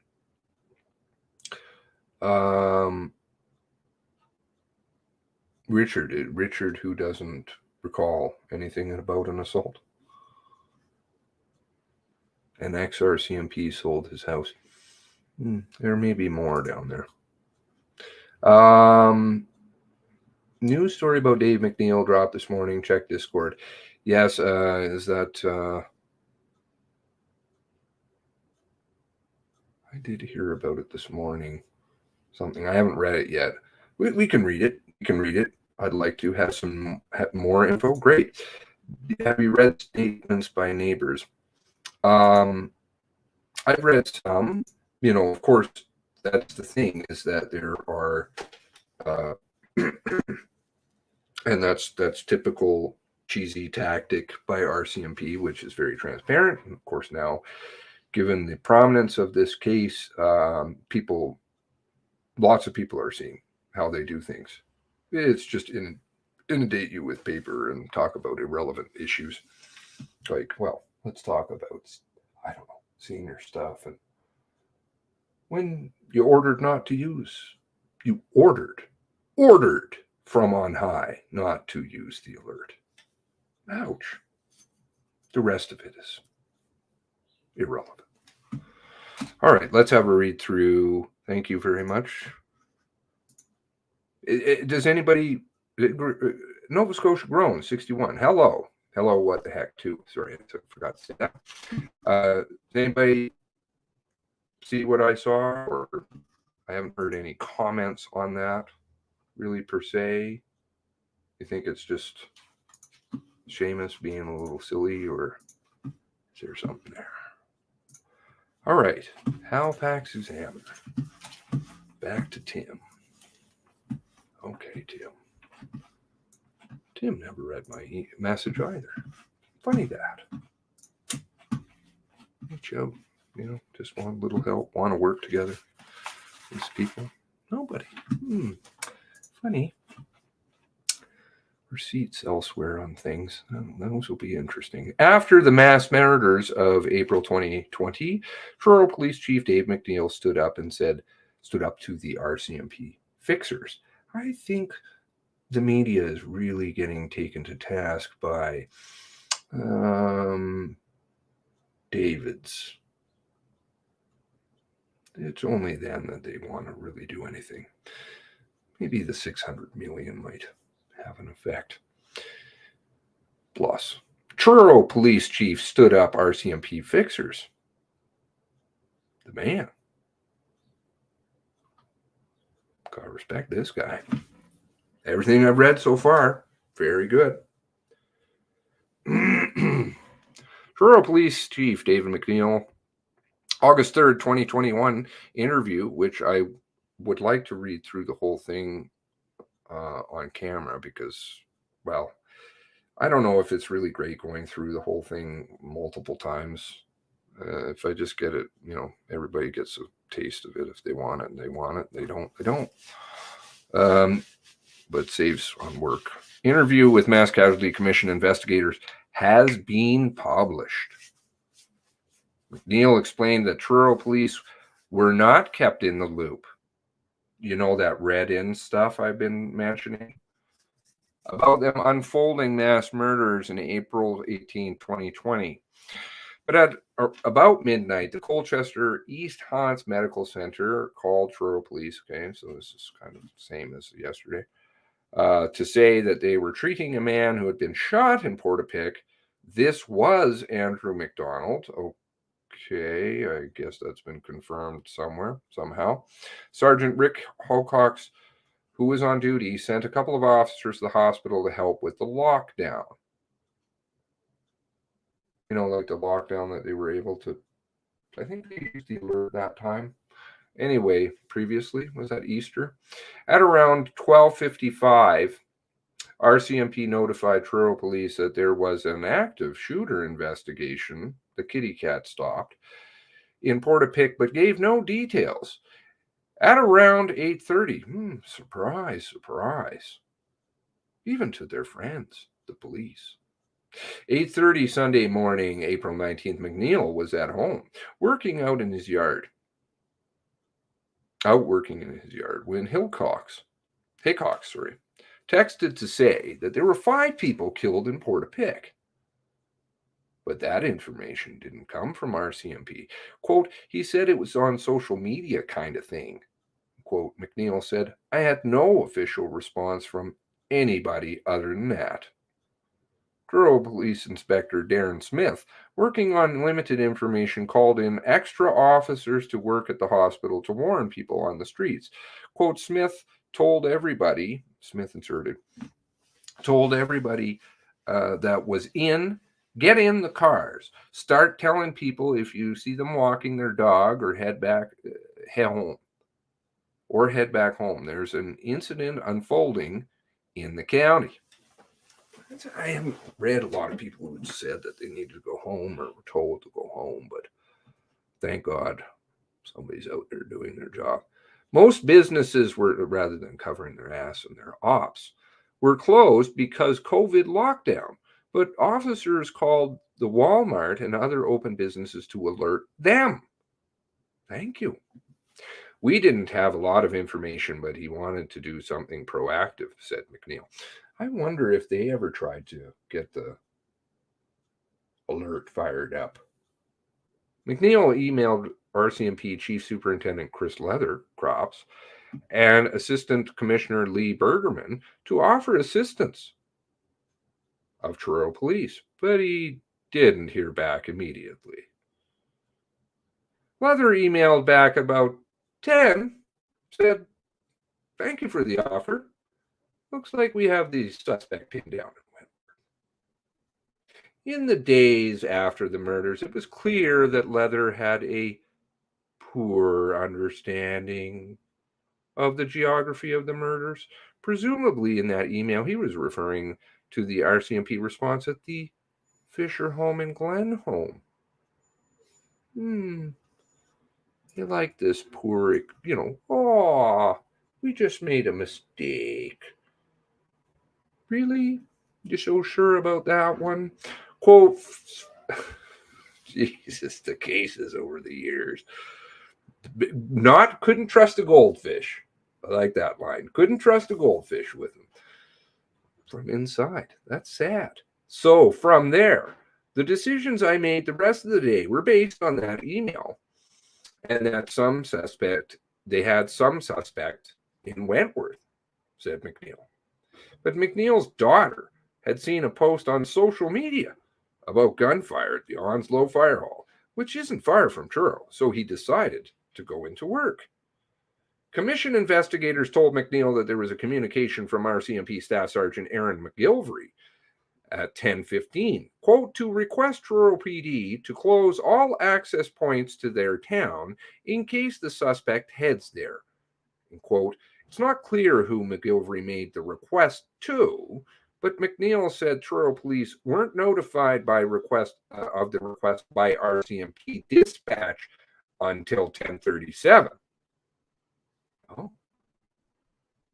Oh yes, we wanted to.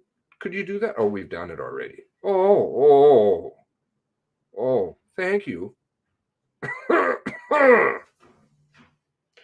In the interim, from about 10:16 to 10:19, the killer had driven right through the main streets of Truro in the fake police car. Right. By 10:37, he had already killed Heidi Stevenson and Joey Weber in Shubenacadie. Really now? 10:37. I guess it must be those clocks. Or maybe the article might need a little updating. I'm gonna have to archive that one. Bit of a mistake.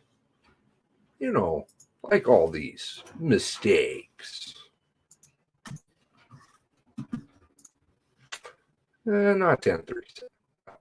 Sorry, you're off. McNeil didn't learn that the killer drove through Truro until July 28th, more than 3 months after the murders, when it was reported on the TV news. The RCMP had collected videos of the fake police car from businesses in Truro without telling Truro police, and didn't even give Truro police a heads up that video clips were being made public. Let's go and get it all now. Shh, quiet.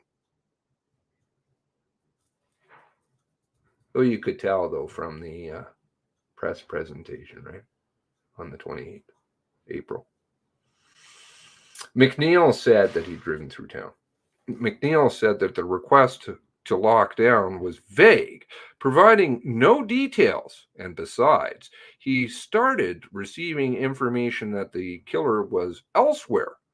At 10:59, Truro police were told that he was in Milford.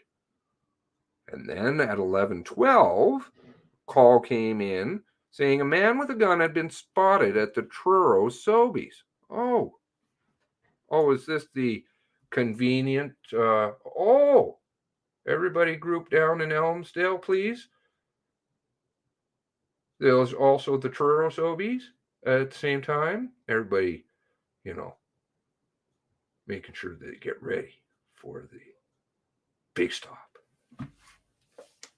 We're just mistaken. We were mistaken. We went to the Elmsdale one. This made no sense to McNeil, but McNeil dispatched officers to Sobeys. I very much want to know who made the 911 call about the zombies.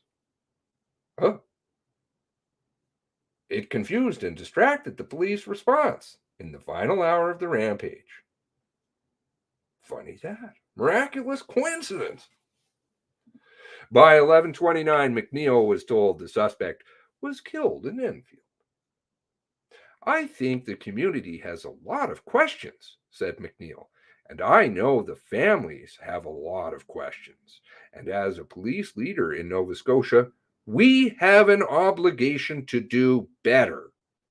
And I don't know if this tragedy happened today, if it would be any different, to be quite honest. In an RCMP policed area, that's my honest to God take on it. I like this dude. I think that the relationship between the police and the RCMP in Nova Scotia is worse than, from this incident, than it's ever been. You know, that's how you walk shoulder to shoulder. Chris. A change in leadership at the RCMP provincial level is a big part of it. Continued McNeil, the relationship is not good, and it has never been this bad. Like, this is rock bottom. I've never seen it this bad, and it doesn't show any signs of getting better. I know Lee Bergerman has announced her retirement. See, this is what I've been saying. Where the hell is she? I think she's still there.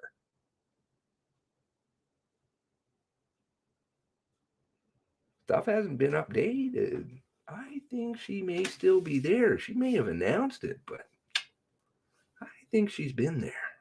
She's supposed to go bye-bye a while ago. We'll see who her replacement may be. Maybe that's a breath of fresh air. I don't know. Bergerman took the position of commanding officer Nova Scotia in 2018 and retired October 2021. Did she? Don't know. Internal review. Well, those are always good. Versus inquiry. After the murders, an internal review of the mass murders was proposed. Minister of Justice Mark Furry wanted all the police chiefs of Nova Scotia to sign this document saying, we support the review, no matter where they are, said McNeil. So Cape Breton Regional Chief, Annapolis Royal, and the other end of the province, it didn't matter. He wanted all the police chiefs to go sign on like good soldiers and say, hey, we support this review, which we didn't. McNeil refused to sign the letter. Good for you. I'm going to buy this guy a beer. I really seriously am. If it's not in this lifetime, sir, I will. Quote, I felt it was a misjustice to the families and to the communities that wanted justice. And a lot of people thought it was a cover-up. Ding. I'm not saying he's a derp. He just speaks. He's like me. He's couched. Read between the lines. McNeil agreed with the victims' families that there should be a full public inquiry. I wonder if he feels it's full public inquiry. Police bulletin warning about the killer. They kind of leave that part out. I guess that's like move on to the dog vest now with Sutton. Police bulletin warning about the killer. McNeil didn't know that there was a police bulletin his department had generated in 2011, naming the killer as someone who might kill police. The bulletin was rediscovered during the mass murder spree by an Amherst town cop with a great memory, who recalled the killer's name, so went through his old emails and found an old bulletin. The cop sent it to the bulletin to the RCMP. Truro police reviewed their files and found the bulletin. The CBC filed for a Freedom of Information request. I never know quite where they're playing in this game, all of these media. They kind of play both sides. Request with the Truro police for all documents relating to the killer. The town's lawyer said the old bulletin would be released, and then McNeil received a request for a phone call with RCMP Superintendent Chris Leather and Halifax District Superintendent Janice Gray. Thank you for the business card.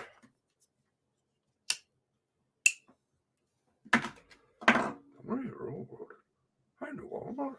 McNeil knew the call was about the bulletin, so he brought his deputy chief in on the call.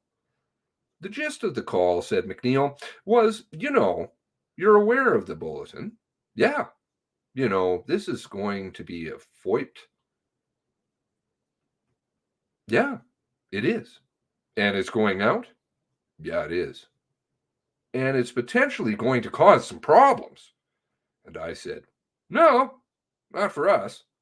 So anyway, we had this discussion, and the RCMP wanted to come and have a look at our records and our holding and bring in an investigative triangle. There's that fucking triangle again and all that stuff. So right away, the deputy and I got a little hinky on that and said, no, that's not happening. Oh, it's because he has his own. I mean, I was saying to somebody last night who was involved in policing, and I was like, he took the money. He put the money aside out of his budget to get his own lab, so he didn't have to be in the pocket.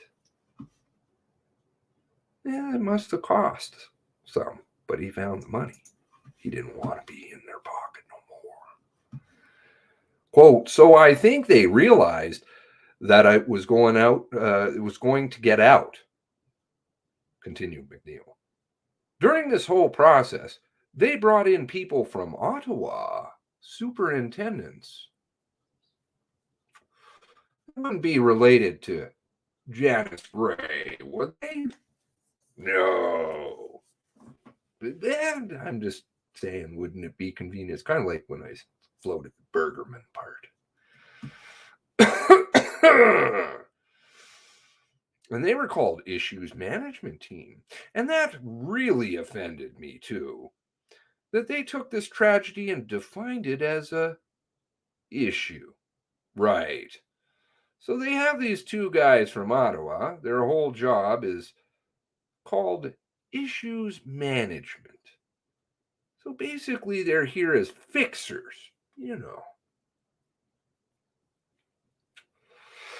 Like that card. If true, oh, the receipts. How can I shut these Nova Scotians up?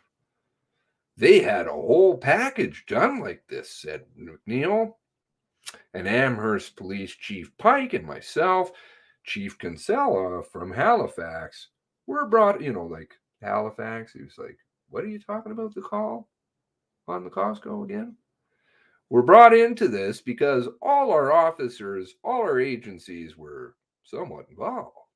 Halifax because this guy's address in the Dartmouth, us because it created a bulletin, in Amherst because they still had the bulletin.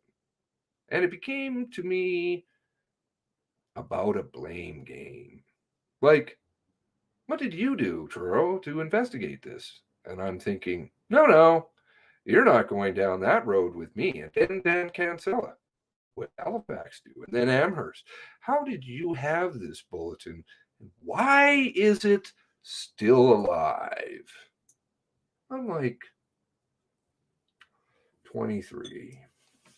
It became very clear how this is. I would take this bullseye and put it on the three agencies. Silent. I've heard a lot of things about Dan. I really honestly have. And I don't know enough to make judgments. But I found the reaction, the red, and Halifax not being allowed to wear the red, a real sign. And I know that he does use the lab. They're so intertwined with the RCMP, unfortunately. That makes things difficult, I would think. McNeil asked to take part in an RCMP press conference related to the Bulletin, but I said, quote, I said no. This badge isn't going on TV to talk about the Bulletin because it has nothing to do with us. It's going to be a problem. No, not for us. It became very, very clear to the three chiefs that this was about how do I move the narrative and put it on somebody else. You know, like cowards do. Ones that do videotape interviews with pre-screened questions. Because that's how court works. Very traumatized down in Ottawa, don't you know? Very traumatized. Hiding behind the skirt. Family, but it's family. You can't. The family they kind of forgotten about. Okay. McNeil said he felt RCMP wanted to take the Bulletin, make the Bulletin, quote, go away. Quote, it's not the way I do things, said McNeil. Quote, this is not ethically and morally correct. I could say this, but, you know, I don't lie. This is what I heard. And I'm like, oh, you know, fuck me, man. There's a difference between I tell the truth, I'm not lying, I'm telling the truth, I'm telling the truth, I'm telling the truth, and, but you know, I don't lie. Big difference. You can hear it in a person's voice. I mean, it is here. It's here. It's a document we have in our possession, whether we think we should have it purged or not. Irrelevant. We have it. And we have a duty to disclose it. And I was upfront with them. Not sure if that's a pause or clip. And the vibe I got was, nudge, nudge, little brother. We're going to put a little heat on you unless you make it go, unless it goes away. McNeil refused to budge. Yeah. Sir?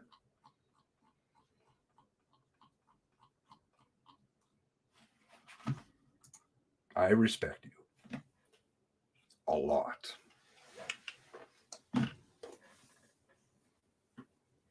Balls. He's got balls. Big ones. You guys are lucky. True. You guys are really lucky.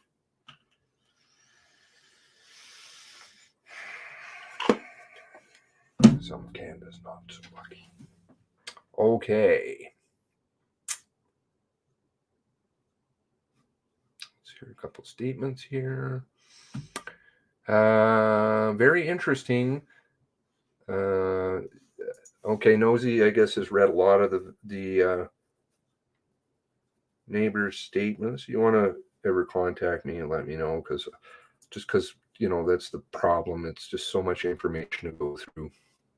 If you ever have any tips on something that you find is great, you're always all welcome. Of course, email me. I'm not the best with emails and things, and anybody who knows me knows I do phone primarily, but my girlfriend wrote me this morning something about an appointment, and she needs to get this appointment today. And she's like, well, they don't have a phone number. And I'm like, fucking tech, baby. I told you, fucking tech. You gotta stay away from it. They don't even answer. I think they're kind of lazy. I'm like, maybe. You could just pick up the phone once upon a time. You know? Hey, what's going down? And you didn't get stuck on hold. You didn't get the robo balls. Even the callback is horrendous. I was trying to call something the other day. I had to stay on hold for a fucking hour. with the music blaring, and then you got to listen to that. And I don't know. I can't walk gum and chew gum at the same time. I really have. I'm very hyper focused. So it's very difficult for me to hear things and read and concentrate when I'm trying to read through statements and listening to this shit. And I was just like, I can't. You've wasted an hour of my fucking day. Reading Rainbow, hosted by Seamus. Is that the books? Reading Rainbow books? Hi-ho, not to school I go. Happy books. And Rainbow books. My sister wrote a jingle for that when we were young. Just in her, for fun. Hi-ho, hi-ho, it's off to school we go. With happy looks and rainbow books. Hi-ho, hi-ho. It was actually pretty good. She probably could have sold it. But I don't know. How old was she been? Maybe 10. I see the MCC has deleted all comments on what? What did they delete all comments on, Julia Rock? Hello, welcome. Good to see you. I like reading rainbows. I can vaguely recall. Did they have the gold leaf binding? Was that the books that had that? Todd? Becca. Truro Police and RCMP have been fighting for years over the contract. Yeah. And NPF has just screwed them even more, right? Because what is it? How much is it going to go up? 20% or something like that? The policing costs as their new union deal. I have a feeling Colchester is going to go to this man.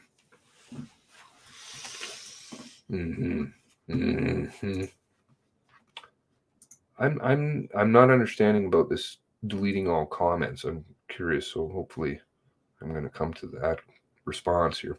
So MCC is trying to shut Nikki up. Not going to work, MCC.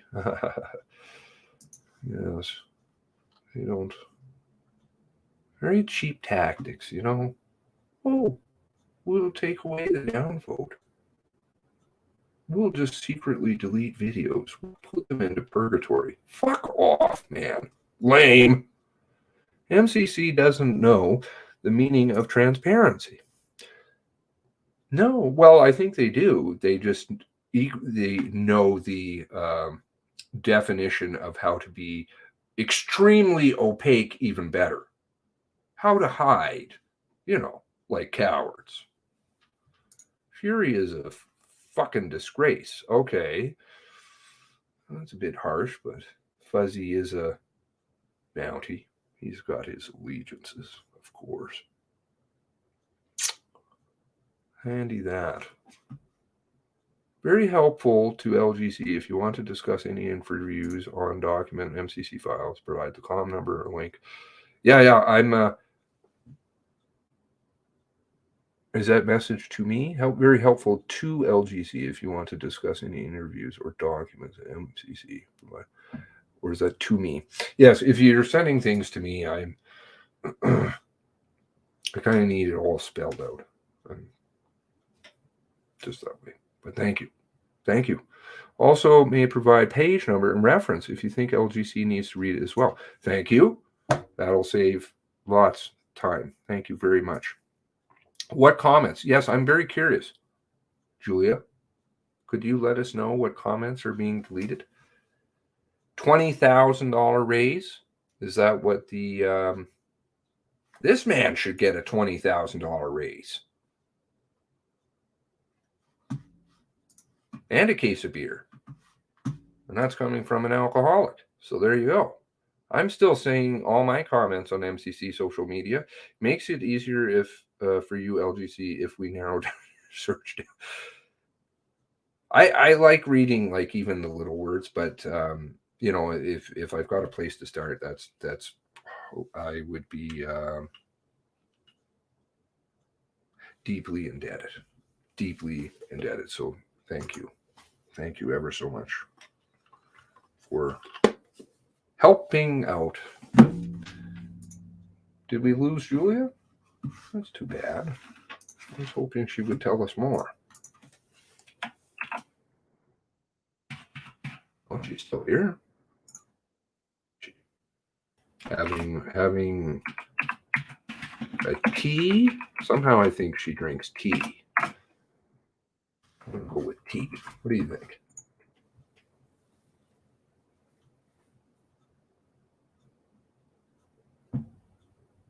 No. Oh, there we go. All my comments are gone. Where? Chief McNeil is dealing with a nut stalking his force that is an injustice collector. Funny how you can get interviews with them people.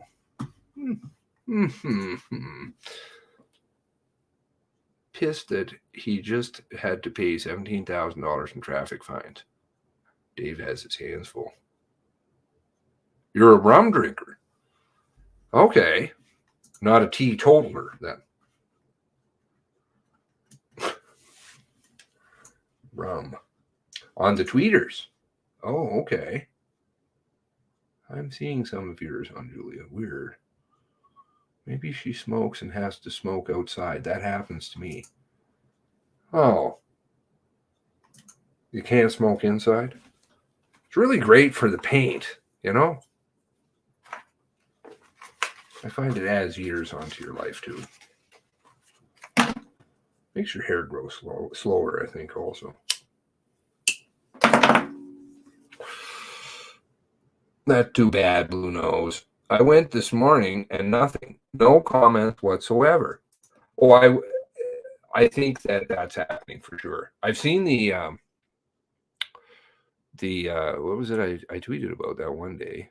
I don't usually tweet, but I did put something about the more comment. You know, you have to click through, and then the very bottom one, like more comments, like supposedly the most offensive comments, and it was like the most simple question.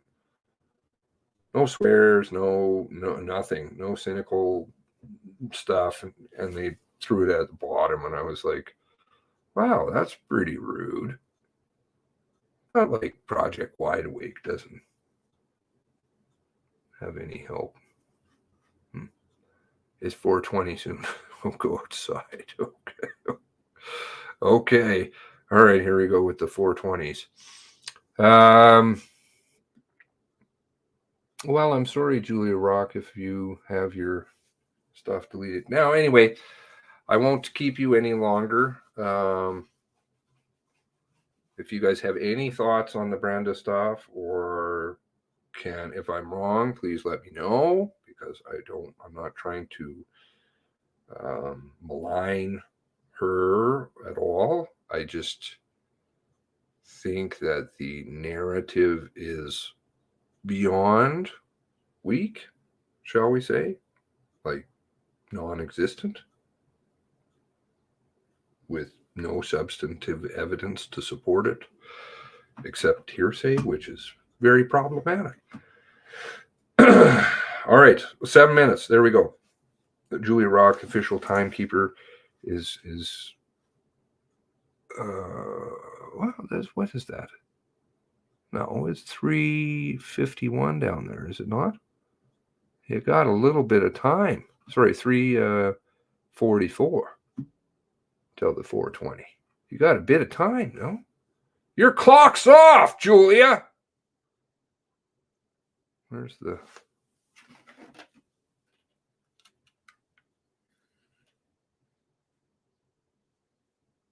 clock on, clock off? Okay.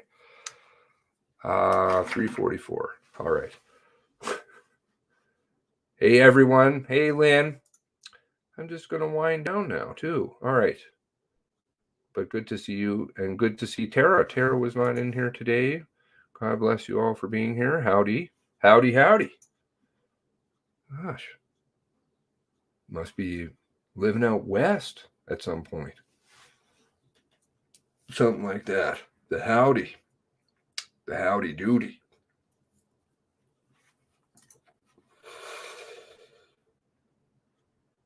Oh, you're into Newfoundland. Who's that guy you have over there? Did he ever end up getting fucking fired? I think he did. What was it? Dunphy inquiry guy? I talked about him, that police officer. You know who I'm talking about. Jesus, that was a total screw up, wasn't it? I can't remember his the cop who shot him from the Royal Newfoundland. Joe Smith. Do you remember Joe Smith? I heard he got charged with, what was it, beating up a traffic guy or something. I need to be careful and make sure I got that right. What was this? That was terrible.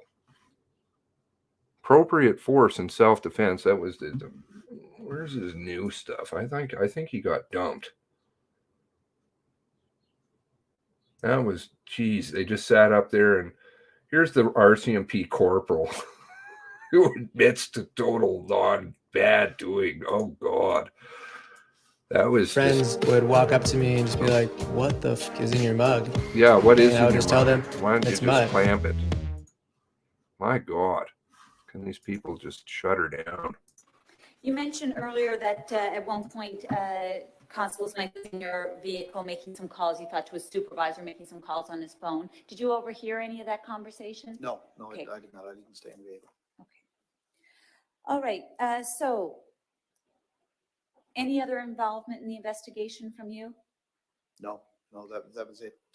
After that second day, I believe I was just placed right back on detachment duties. Okay.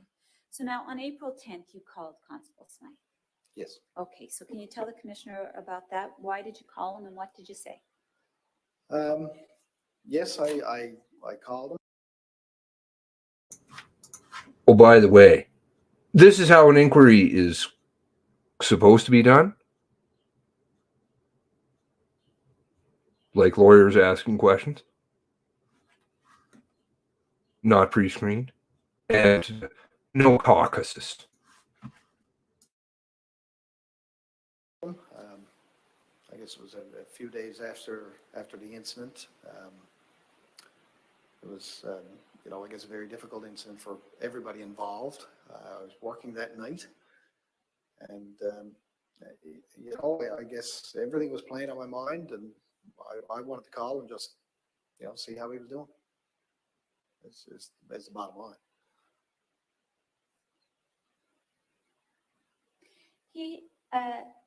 He had had an email that he had written to the RNC, his fellow RNC members, and also he forwarded, I know, to a couple of RCMP members. You were not one of those members who was forwarded that email, were you? No. Just for those of you who don't know, so the Smith was shot this fellow Don Dunphy for tweeting essentially on Easter. Smith was part of the RNC, and he was bodyguard to the premier at the time. And so then the RCMP were called in to investigate the RNC's shooting. And this is one of the fellows. And he's like, oh, yeah, I just, he was one of the guys. And he's like, oh, yeah, I just emailed him just to, just called him just to see how he's doing. Like you could watch it go down. And as a result of this, the RCMP, who were investigating the RNC, got investigated by ACERT, I think, here in Alberta. Like, it was total ridiculousness. Okay, were you aware of that email when you made the call to him? I may have if it was reported in the news, but I certainly didn't read it or see it. Okay, so it had been leaked to the media that day. So, okay, so you may have had some knowledge of that before you called him? Is that what you're saying? Yes, possibly, yes. Okay, and were you working when you called him? Yes. Okay, and how did you get his number to call him? It must have been on the file.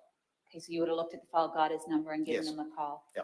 And so you wanted to see how he was playing on your mind, you said. So tell me, like, what did you exactly say to him, and what did he say?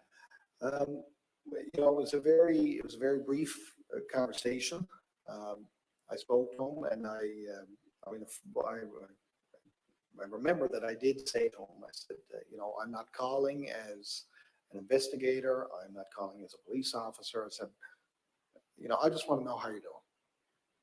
You know, it's a very difficult situation. I mean, it's been playing on my mind, and that was pretty much it. I wanted to see how he was doing, and he said, you know, it's difficult for him and his family. I believe he mentioned that they were looking at taking a trip just to get away from everything, and it was just, you know, it was just a general kind of a caring conversation, and that's it. Were you aware at this time that the RCMP was investigating Constable Smythe? No, I wasn't made aware of, like, other than our initial file, but I wasn't privy to anything like that. Did you know did you understand that initial file to be an investigation? Yes. Okay, did you understand it to be a homicide investigation? I wasn't made aware of what the exact type of investigation it was, no. Because, like I said, once I was done that second day on the scene, I had no other dealings with it. All right. So I didn't know where their focus was, no. Okay. Did you know whether or not the investigation had been concluded Oh, it at wasn't, that time? that wasn't concluded, no. So you knew he was subject of an ongoing investigation, you just Yes. weren't sure of the details? Yes. Okay, and did you check with anyone about what kind of investigation it was before you made the call? No, I made it all on my own. Was that an appropriate call for you to make? You know, looking back at it now, you know, it was mentioned by my supervisors. You know, maybe it wasn't, but I guess at the time, and knowing, you know, knowing what everybody had gone through, you know, I guess it might have been just as much for me as for him. As, you know, it's a very difficult situation for everybody, and yeah, you know, I guess I just wanted him to know that somebody cared. You know, if that makes any sense. Sure, so you were empathizing with him, is that Absolutely, a fair way absolutely. to put it? And would that, you know, and were you empathizing with him as a fellow police officer? I mean, was that part of why? Just as a human being, and not so much as a police officer, but you know, I can only imagine. You know, I could see what everybody had gone through that day, be it Constable Smythe or Megan and Billy or ourselves. This was a very, very difficult situation. And, you know, I guess it was a bit comforting, you know, I just to know that somebody cared. Somebody cared. And like I said, that's all it was. There was no discussion of anything. It's just, are you doing okay? Had Constable Smythe not been a police officer, if he had been an ordinary civilian who is the subject of an investigation by the RCMP involving a shooting that he had committed, do you think you would have made that call? Probably not. No. So you made that call to him because he was a police officer? Yes. You know what? Let's call a spade, probably, yes. And now that you look at it in hindsight, do you consider that raises a bit of a concern for impartiality or a lack of independence to have a member of the investigating force to call up the subject of the investigation? Yes. To, you know, to see how he's doing? Yes, I you know, in hindsight, I probably shouldn't have called, but you know, I guess my feelings are you know, my emotions from all that took over. But I mean, in hindsight, maybe I shouldn't have called. Okay, every time you say that, Corporal, keep your saying that I probably shouldn't have called, maybe I shouldn't have called. You know, would you go so far to just say point blank, I should not have made that call? No, right, but looking back, no, I wouldn't have called.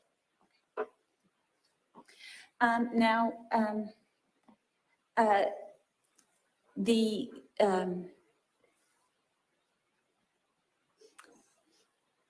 did anyone ever raise this concern with you? Yes, eventually. Okay, so tell us about that. Well, it's I heard from Corporal Foote. I guess was directed to come and speak to me on it and to make some notes on the file. Okay, and I'll ask, Madam Clerk, if you could bring up P229, please.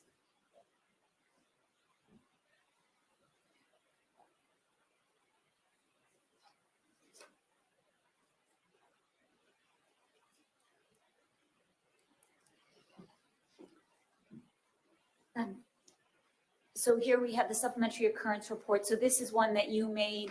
It says report time, on April 10th. Yes.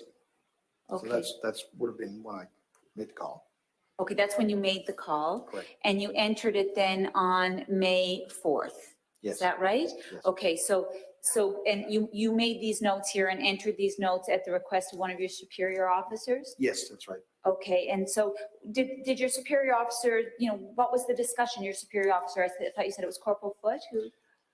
Yes, well, I guess Corporal Foote was the corporal in charge of the investigation section. He was speaking to staff Tiller. And I was told, you should go make some notes on that phone call. Okay. Did they raise it with you did they say you shouldn't have made this call? Did they raise any concern with you about you having made the call, or did you just say, gee, you made the call, you should make some notes about the call? That's what I recall. I don't recall being reprimanded for it, or I really don't recall that. The big thing was to go make some notes on it. Okay, so you don't recall anyone telling you it was inappropriate? No. Okay, that it shouldn't have been done. You don't recall that? No, I don't recall it. I'm just going to bring up an email. I know you were on the email, but just Yes. P231, please.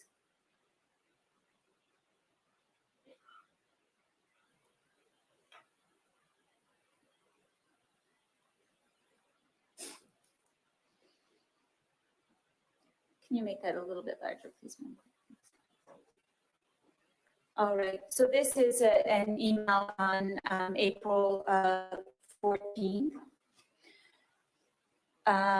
So this is on April 14th. I understand you didn't make those notes then until May 4th. Right. So this is on April 14th. It says it's from Kent Osmond, who we're going to hear from, but I understand he was the team commander of the investigation. Correct. He's with MCU. To Staff Sergeant Rod Tiller. Hi, Rod. I know you've already spoken with Corporal O'Keefe about his disclosing information to the family. However, I was informed this morning that Trevor also reached out to Sergeant Smythe following the shooting to see how he was doing. I don't know on what day that contact occurred. So I'm going to stop right there, Corporal O'Keefe, and just ask you, do you recall having been spoken to about your disclosing information to the family? I don't recall that. I don't recall that conversation. Okay. Sorry. Do you recall what the concern was? I mean, had you spoken to the family any other time than that evening on April 5th? No. Okay, so when you made your call to Constable Smythe, you didn't also make a call to Megan Dunphy to see how she was doing? No. Okay. We had a family liaison assigned at that time. And it says then, I have directed Corporal Foote to have Corporal O'Keefe draft comprehensive notes on that contact, as it was not previously known to the investigative team and not appropriate. I understand that we are all human beings with feelings, and this was no doubt done with the best of intentions. However, the RNC were completely plugged into the MEAP side of things, and I think that's employee support. Member Employee Assistance Program. Okay. And the optics of a first responder, the file speaking to the person under investigation, should have been a common sense issue and should not have been done. I'm raising with you to ensure the notes are completed immediately so that you can assess how you wish to deal with this issue as a supervisor. So you're saying that after that you got a message to basically make notes, but you don't recall any reprimand. You don't recall anybody telling you, "Oh, Corporal O'Keefe is No. And if there was, it was a very small conversation. I like I said, it wasn't.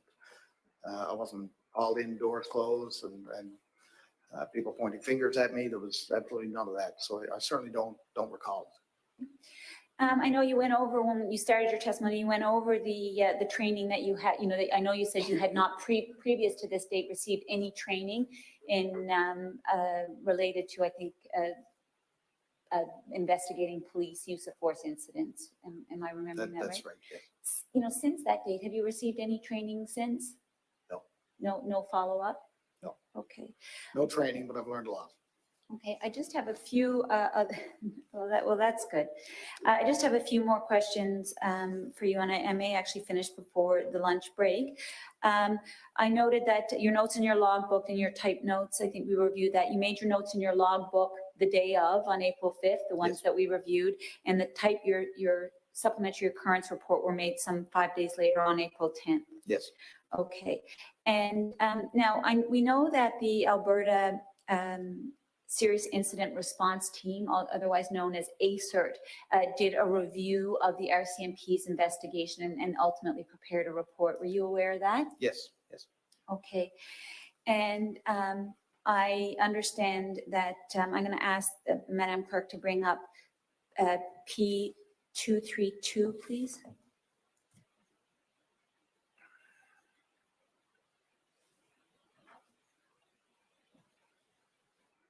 If you could make that a little bit bigger. I'm just looking at an excerpt from that report. Corporal O'Keefe, on page 8 of that report, it says that Corporal O'Keefe was one of the first RCMP officers on the scene that the subject officer presented himself to upon arrival. The notes and subsequent prose report were provided by Corporal O'Keefe documenting his encounters and discussion with the subject officer are extremely limited and respectfully inadequate. When did you first learn that, I mean, this is a criticism of your note-taking by ACERT, would you agree with that? Yes. When did you first learn that ACERT had made those statements? I guess it was approximately an hour before the report was released. An hour before the report was released by whom? Before it was released to the public. By the commission? Yes, or the commission, yes. So just before the commission of inquiry was going to make the ACERT report public on its website, just an hour before that, someone brought this to your attention? Roughly, yes. Roughly, okay. And who was that who brought it to your attention? That would have been Staff Sergeant Osmond came in and told me. Okay, and what did he tell you? He told me that my name was going to be in the ACERT report, and it was with regards to improper note-taking. Okay, so up until that time, had anyone ever come to you and said, Corporal O'Keefe, your notes were not adequate? No. No one had ever raised that concern with you before that? No. Okay.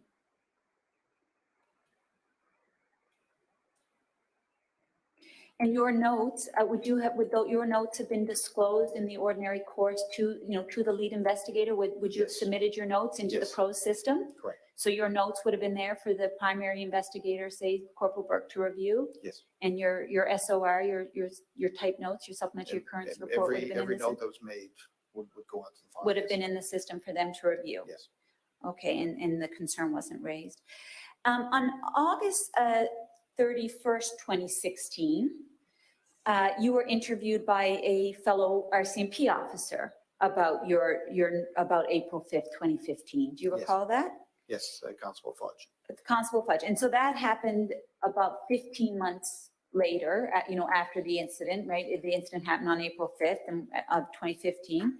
So I'm just going to ask Madam Clerk to please bring up P227.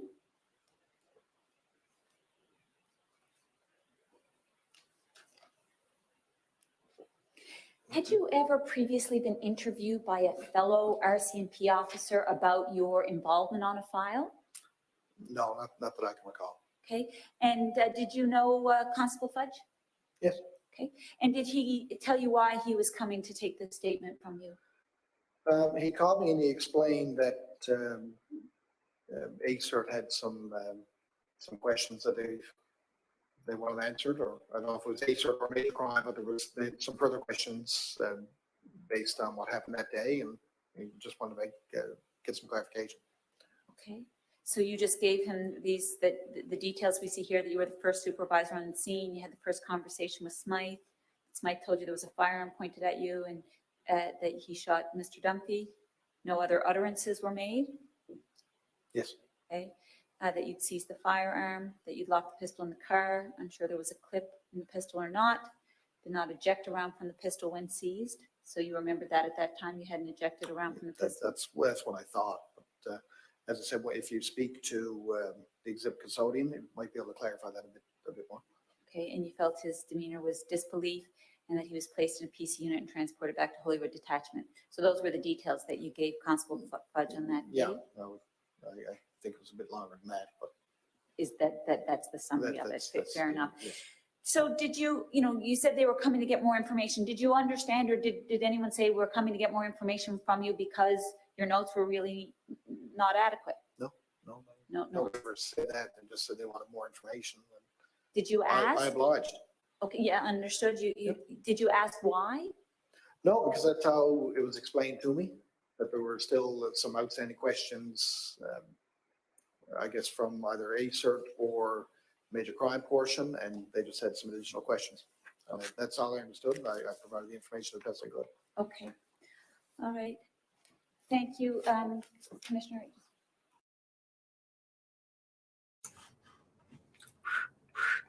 That's good. She's going really soft. That's why I do that. It's like just toy with people is so fun. It's just like mental, lightweight. Well, so ACERT came and investigated, right? And so let's hear. Lots of you have heard this before, but let's go to what the RCMP's response to that was, because it's pretty classic too. You're going to see a pattern. You see the patterns. I talk about the patterns. Oh, there's the patterns. So why have the RCMP decided not to lay charges in this case? The investigation has been completed. Our first priority was share that with the family, and as much publicized, the review of our investigation by the Alberta Serious Incident Response Team was also important to have the family meet with them and go over that. The investigation is complete. It's a tragic circumstances for the family. There's no, I guess the overall completeness of the investigation was the examination of that review. It was determined that we did everything appropriate through the course of standardized practices, and the information that was gathered during the course of investigation did not require criminal charges. What more can you tell us about what actually happened? We've been told basically a shot was fired in the house when the RMC went to the house, but what more can you tell us about what actually happened? We can't discuss a lot of the details of the investigation. There's reports of a pending inquiry into this matter. The RCMP certainly doesn't want to do any or provide any information that might slant or hamper that process from unfolding as it should. The RNC, the force involved, the other provincial police force investigated them. Even though ACERT investigated, there are going to be people who say, well, of course the police officer wasn't charged. What do you say to those people who have that feeling? We certainly understand that, and that I think that's part of why the Alberta Serious Incident Response Team was called in. They're an independent civilian-led investigative body who reviewed our investigation. They reviewed it. They examined every aspect of it, were provided with all the information. Their conclusions were that it was done with no bias, no tunnel vision, no lack of objectivity, and it was thorough and complete, following the best standards and practices of major case management. Will anything change as a result of this? Because one of the criticisms is that a police officer went there alone, and there was another person, there were no other witnesses. Had two officers gone, somebody else may have been able to say more about what happened. I think all that will be part of what, if there is an inquiry into that matter. To speculate on what will happen in the future, I can't comment on that. But will the ACERT report be released? Good. Will the ACERT report be released? No, the ACERT report is part of our investigation. It falls into that. The content of it is such that it can't be released because it is part of the investigation itself. The findings we shared through the fact of that it was a review was completed, and that the investigation that we conducted was thorough, complete, and unbiased. The report of David Rich was supposed to be released at the conclusion of this whole process. Is that going to happen? That was part of the ACERT's review, and it was included in all the information. So, but when Mr. Rich was retained, the public was told that his report would be released publicly. Is that happening? No, there will be no reports released with regard to that. Again, as mentioned, it's part of the investigation itself, and as part of the investigation, it will be part of what is examined if there is a pending inquiry. But if the investigation is concluded and a decision has been made, what is the imperative for withholding this documentation? We don't normally release any information from our investigations, witness statements, lab test results. That's normal. It's not unheard of that we don't release that sort of information. There is, as I mentioned, a pending inquiry, and we certainly don't want to be doing anything that would hamper or slant how that would turn out. Are you aware by not releasing the report, it creates an environment that is ripe for speculation, and how do you plan to combat that, if at all? Well, I think the thing we have to focus on here is that our investigation was reviewed by an independent civilian-led third-party body. They investigated our investigation to check for bias, prejudice, lack of objectivity. They found none of that. They found that the investigation was done thorough, completely, and with the best practices of modern case management. Were there any recommendations made? Yes, we would expect there would be recommendations, as different police services have different practices, and but the recommendations that were provided had no impact on the conclusions that were reached during the course of that investigation. So were there recommendations made in the ACER report? Yes. Yes. How many? I wasn't privy to the report myself. The recommendations as such did not have any impact on the outcome, and that is documented. But how can we trust you when you say that the recommendations didn't have any bearing and that ACER certified that it was a fair investigation if we can't see the ACER report? That is ACER's determination from there. That is their conclusion. They concluded that the report cannot be released. No, they concluded that the recommendations had no impact on the outcome of the investigation. But I mean, at this point, all we have is the RCMP say so. We haven't seen any documentation. We haven't seen the ACER report. How can we just blindly trust the RCMP on this? The investigation was reviewed by an independent civilian-led third party. They reviewed our investigation, made those determinations, and that's what we shared with you today. Can you tell us how many shots were fired that day? No, I can't tell you any of the information that's in part of the investigation. All that will be probably part of what comes forward at the provincial inquiry. Was the officer who shot and killed Mr. Duffy following all protocol? Can you say that? That protocol for all these procedures for the RNC, we'd have to speak to them.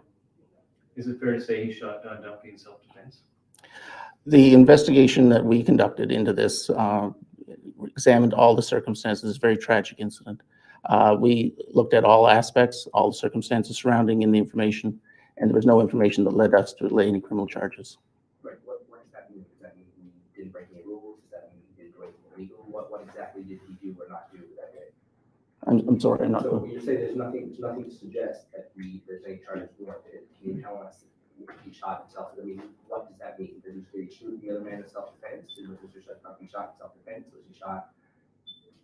Yes, that's we're saying basically that the investigation concluded that as much force was used as was necessary, and there was no information on the circumstances in the investigation itself that would lead us to lay any criminal charges. What was the reaction of Mr. Duffy's family when they were given the report? This is a very tragic incident. I don't want to pretend to speak on their behalf. We met with them this morning. We arranged for ACER to come and meet with them to go over the report with them. And I don't want to, speak on their behalf. It would not be appropriate. Okay, but the family has.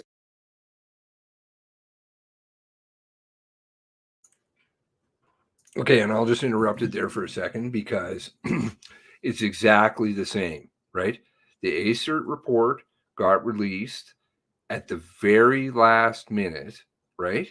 And this is exactly what they do with the families. We'll give you the ITOs. We'll give you to them a bit at a time, and we'll give them to you at the last minute, very last minute. They're still releasing ITOs to this day. It's unbelievable. They do the same thing every time. It's always the same pattern. Rinse, repeat, ACER, some other shit organization comes in, shit in Nova Scotia, thorough and complete. Well, and I'll touch on a couple things, and I'll link the actual ACERT report, and you see if you think that it sounds kind of the same as some things that are going on with the Nova Scotia stuff, and you'll see it is. seen the report and have spoken to ACERT. We arranged for the family to meet with ACERT, and they went over their findings with them. When did they go over this with the family? This was arranged for this morning. This morning.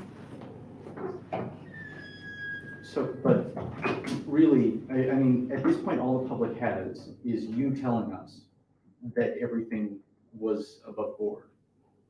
Are you at all concerned that people won't believe you? Our investigation was reviewed by an independent civilian-led third party. They provided the report. They reviewed our investigation, and they were satisfied that we followed every step and covered all the aspects of the investigation that was needed. But how can we know that if we can't see the report?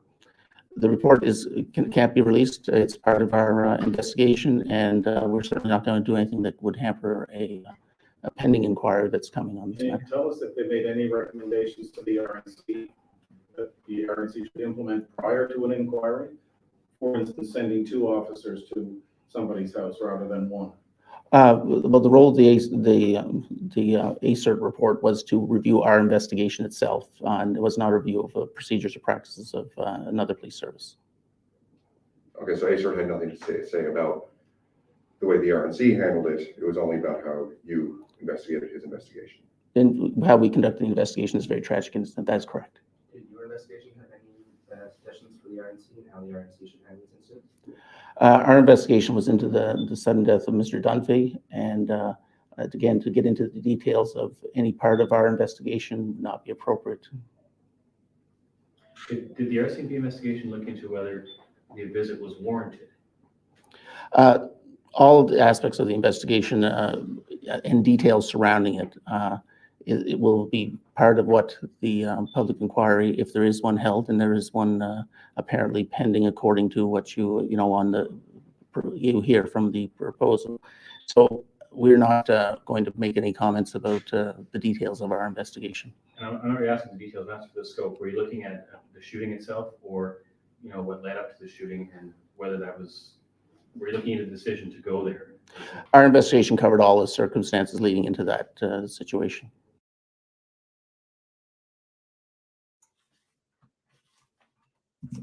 Yeah, I mean, that's right. Yeah. What are your big concerns? Oh yeah. Well, you can listen to we'll listen to the judge, and then I'll go into the ACERT thing, because the judge, the commissioner on this one, he again, as a family member was saying the other day, speaking riddles, you got to read a little bit into what lawyers say. I guess maybe I have a little bit more attuned ear for some of that, so I'm used to it, and maybe that's why people don't even understand what I say half the time. But he's pretty blatant in this one, the judge, and yeah, it's good too. The judge being the commissioner, he was appointed the commissioner for the Dunphy. What are your big concerns with how this investigation was handled?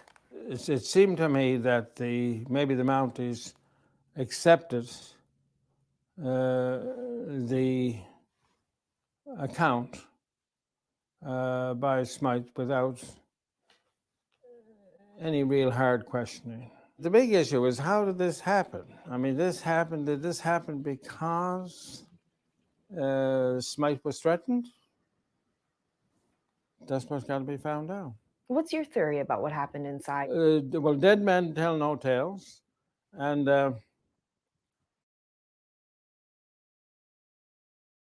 dead men tell no tales, huh? Interesting. And from what I learned about these people, that here we were dealing with 2 angry men. So you have to realize that Mr.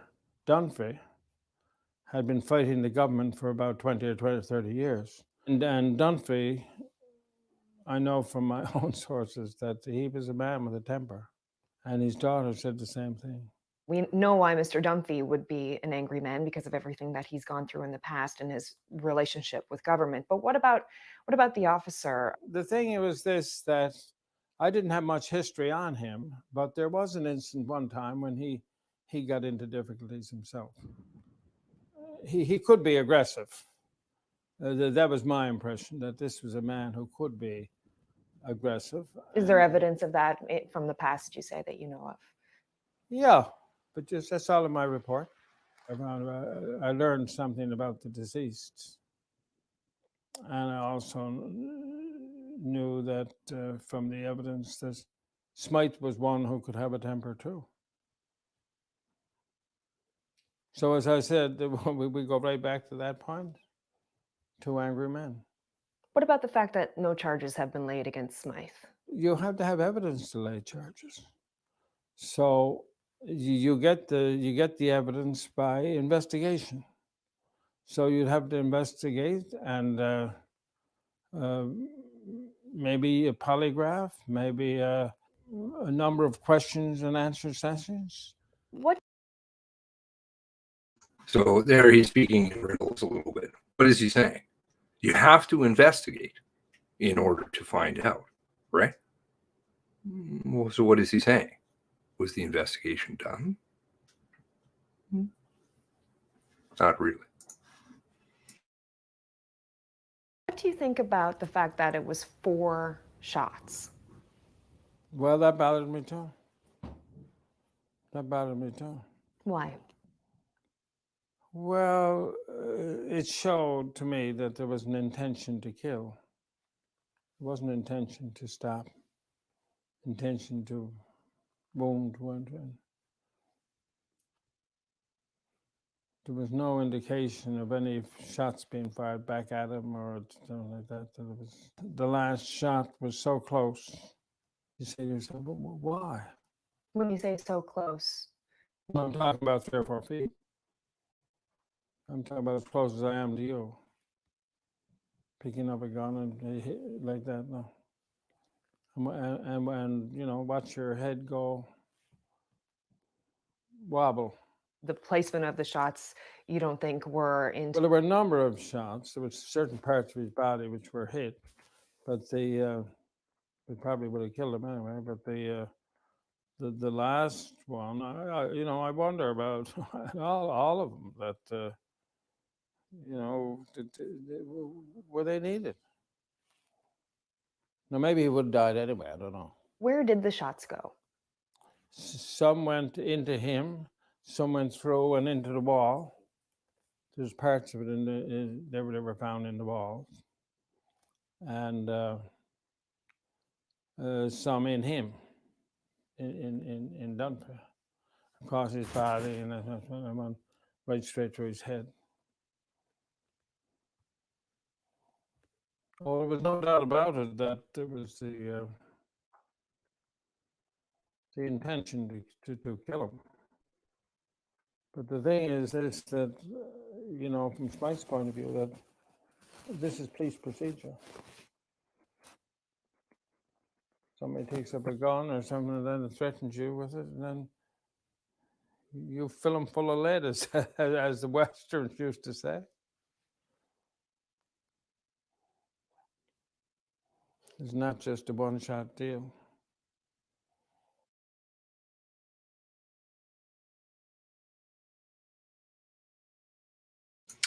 Really tragic. This case was really sad. Really, really sad, and the family was not happy. And you can see it's just the same thing over and over again. When they talk about the ACERT report there, I'll just give you a little one piece, and you see if it sounds familiar. I'll leave it with you. You think the RCMP wants to talk about stuff like this, but does it sound, okay, screw off CSIS, I'm really getting fucking tired of your shit, man. How do I do this again? Boom. I think does that get rid of you? Okay, there we go. Fucking fails, man, these people. I don't know. It is standard practice. So this is the report that the RCMP did, this is the ACERT, just like shit you guys got down there. ACERT is Alberta's shit. And it's a little bit better, I'd say, but investigation into the RCMP's investigation into the RNC. So it's like layer upon layer of police investigation. It is standard practice to have an officer monitor an interview between subject officer and another officer. It is also standard practice to monitor notes. These notes can be a form of backup documentation for the context, gist and or key portions of an interview. RCMP followed best practices in digital recording on April 8th, 2015 interview of the subject officer. That is the gold standard. Unfortunately, investigators encountered something all investigative agencies have at one time or another. The digital video equipment failed. Technology is fantastic when it works, but it can be extremely problematic when it doesn't. In this case, the equipment failed. Monitor notes, if they had existed,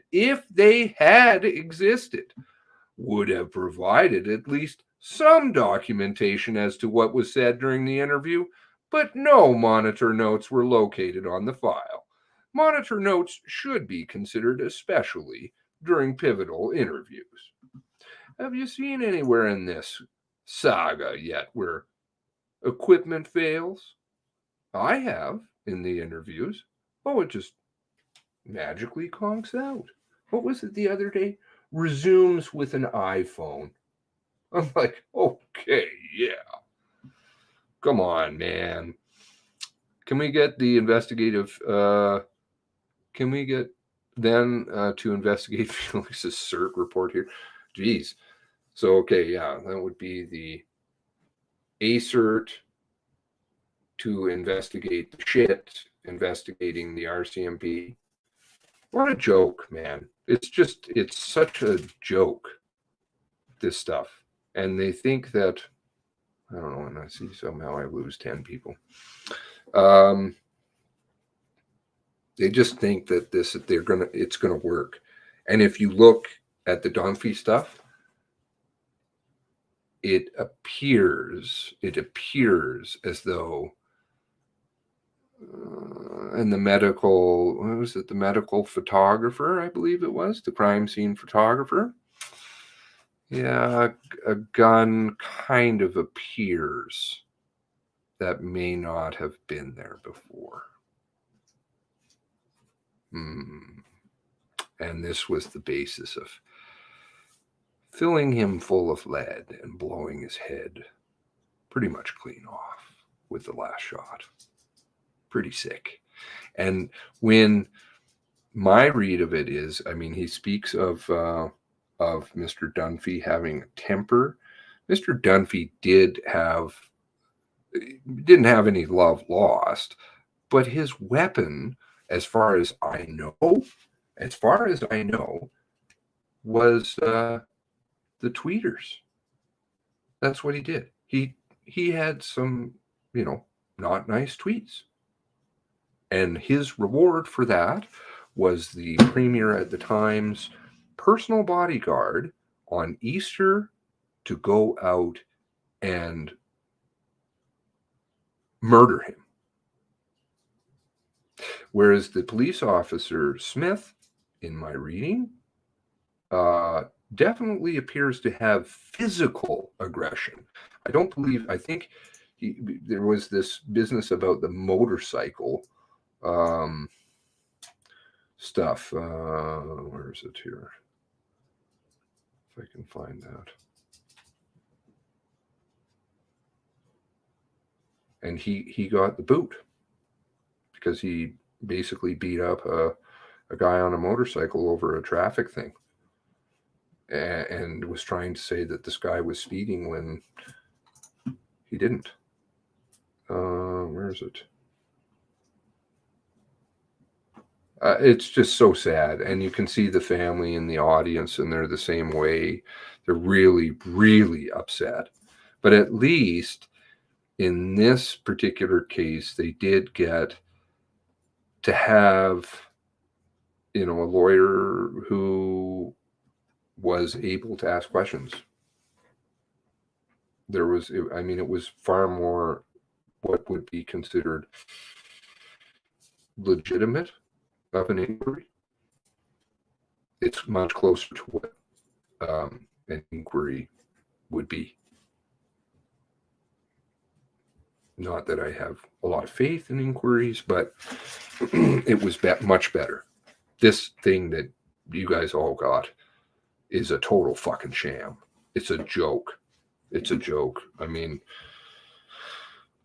Sandra's interview, even last night, was a bit parsed. You could tell that it was one part where, and they did a good job. I'll give them that. They're getting very good at clipping stuff to make it look like it's almost one solid quote. But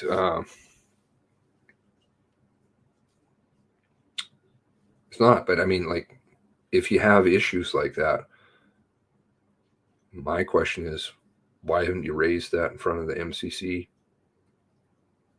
Nah, like, they still haven't really, other than the one lady, funnily enough, the one lady who I never have put out that video from the what is she, the gun control people wants gun control, but she's like, well, you know, we don't have the right to ask questions. What's going on here?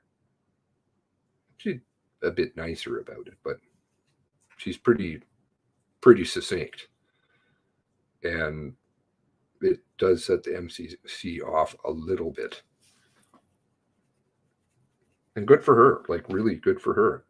It doesn't mean, you know, just because somebody says things you might not agree with, doesn't mean that they won't make really good, valid points. And she did. She really did. So, all right. Well, can we get, Nikki, pay attention, watch your tweets. Okay, I guess that's not really directed towards me. Imagine how much anger you'd have for the RCMP if you had to fight them for 20 years. It's only been 2 years and I'm angry enough to post on social media.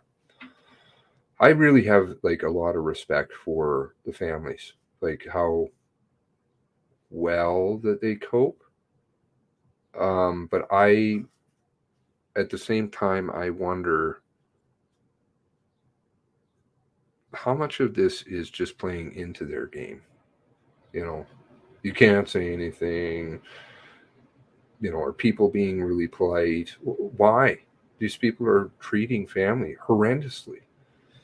Again, you know, it's a touchy one because there's always this looming threat. Well, okay, you say something, then you're not going to be allowed to participate. Well, participate in what exactly would be the question.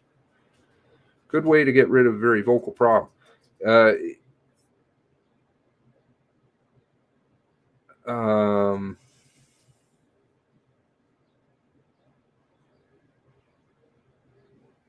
Okay.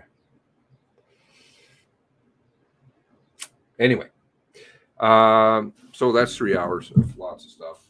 Oh, and I didn't link the report. Do I have a link to the report? I have the full report.